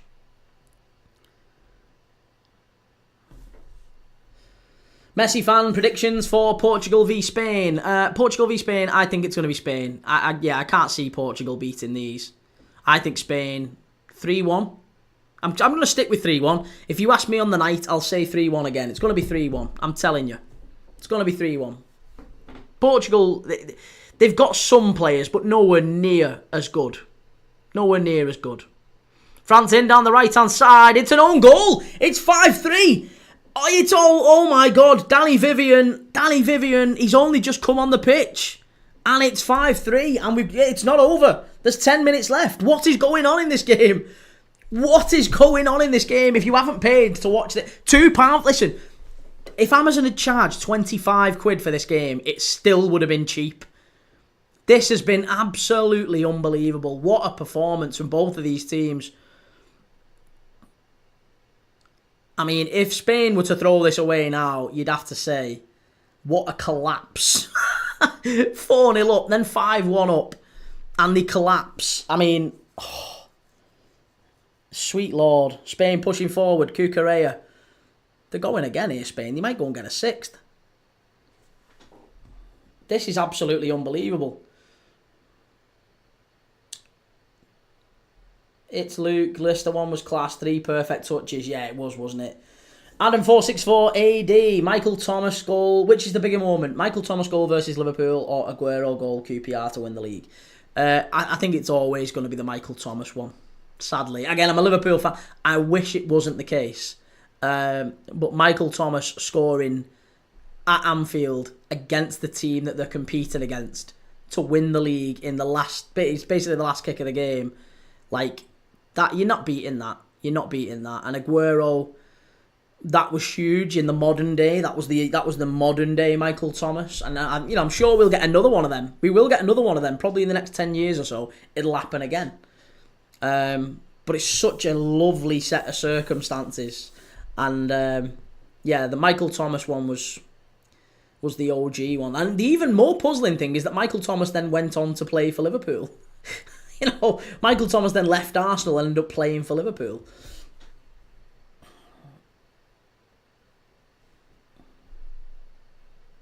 KMC need a Yamal shot on target outside the box for 170 or 30. Cash out. Messi fan Spain need one more. It's Luke. Vivian is a bit of a disaster-esque every time I've seen him. Phil Jones-esque, that. No, Vivian's a good defender. Danny Vivian's a good defender. Samu. Do you know what? I've never known a more Darwin Núñez type striker than Samu. He's another one. If anyone signs Samu from Porto, he's one who'll come to the Premier League and do a Darwin Núñez. Ball into the box from Olmo, cleared away. Cucurella back out. Next goal, says Nick A13. I don't know if there's going to be another one. But I said that at 5-1. I said at 5-1 this game's going to fizzle out. There's been 2 more since. What do I know? 5-3. Nick Nack 31 pence a goal. You'd have paid it, wouldn't you? You'd have paid it. Great ball, unlucky again. France. They're pushing forward. You can't fault them. They're going for it. Barcole has skinned him there. Oh, Barcole has skinned him. Chance, edge of the area, must be. Over the bar, have you missed it? How have you missed it? Deschamps is screaming. You can see Kolo Muani. You've got to keep that down. Barcola's just added £30 million to his transfer value. I'm paying that. Well, honestly, Barcola, if he's available this summer, go and get him. That pace then, I've never seen pace like that for a long, long time. And it wasn't even against a really horrific defender. Pedro Porro, Pedro Porro had a 10-yard start on him. Pedro Porro had a 10-yard head start on him, and he has made him look like Casemiro. He's made Pedro Porro look like Casemiro there. Absolutely unbelievable from Barcola.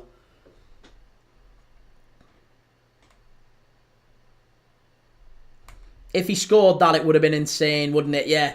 Unbelievable. Alfie, every day I cry knowing Cherky is going to City. Mikel Merino's just gone down and bought Spain a little bit more time there. Kolo Muani with the foul. Kolo Muani's been crap since he come on. He just give a big foul away. He's missed a sitter. No, it wasn't even Kolo Muani, actually. I've got it wrong. I thought it was Kolo Muani. It wasn't. It was Hernandez.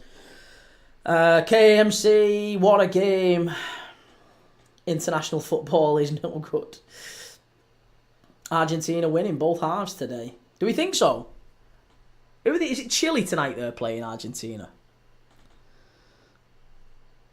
Ignac, and he made him look like a Spurs defender. Oh, wait. Alex Macklin, Spain, unbelievable. G. Lawrence 94, as Zubamendi looked good. No, I wouldn't say he's looked good. He's done okay. I think Pedri's outshined him. It's going to be a free kick here to France. Danny Vivian holding Rabiot, and it's a free kick again. I'll never buy a player off a cup game performance, says Chimey. I know, but pretty much every international game's a frigging cup game performance now. They don't do friendlies, they're all cup games. Thank you for the follow, Clayton. Appreciate it.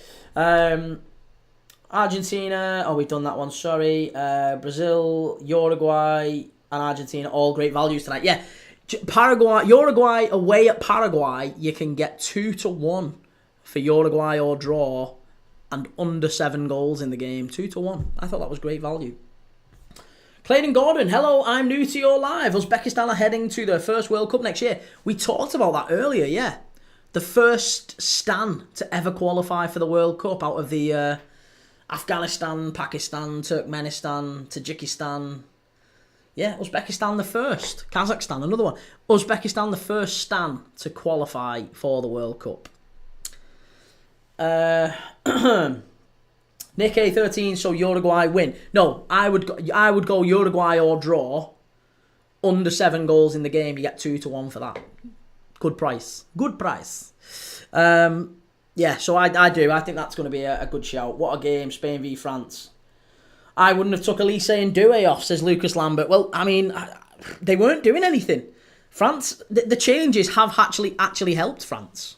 I've got to say, I think the starting lineup was all wrong. And the system was all wrong from Deschamps. Spain are about to bring on... Marino's coming off. Who are they about to bring on here? Gavi. Gavi for Marino.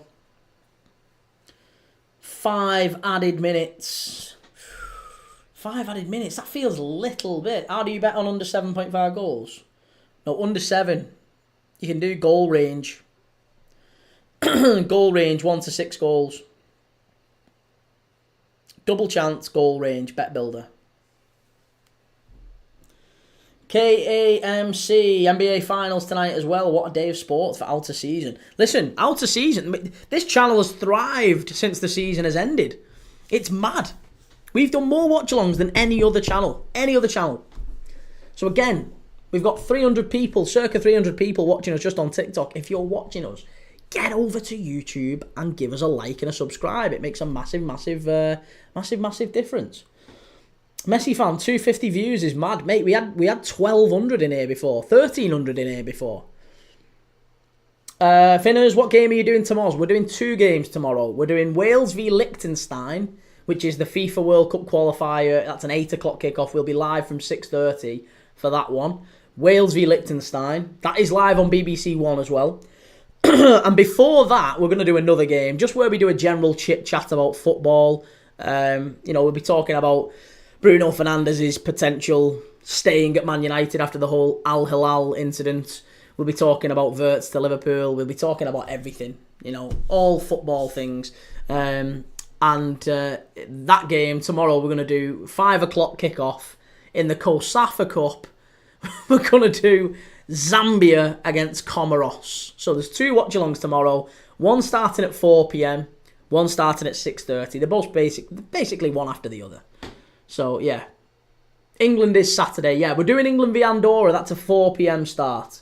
So we'll be live for England v Andorra on Saturday. And also on Saturday night, after England v Andorra, it's Finland against the Netherlands. So we're going to be doing that one as well. So if you want to watch a bit of Van Dijk, a bit of Gakpo, we'll be doing that. Messi fan, how are you doing Brazil today? No, mate, that's well past my bedtime. We're going to be... after this one, that's me done for the night. I've done 2 lives today. We did Australia-Japan earlier. But yeah, this one's been some game. Like I said, 5-3 is it's been some performance. Ball to the far post, chance, it's 5-4! Oh my God, it's 5-4! It's all going off. Unbelievable. It's a goal from Kolo Muani, I think. It's 5-4. It's 5-4 and there's 2.5 minutes left. Kolo Muani, he's off the bench and he's scored. It's a great ball in again. Who's got the assist on that? If it's Cherky, it's Cherky with the assist. Right, City fans are going to go mental on this game.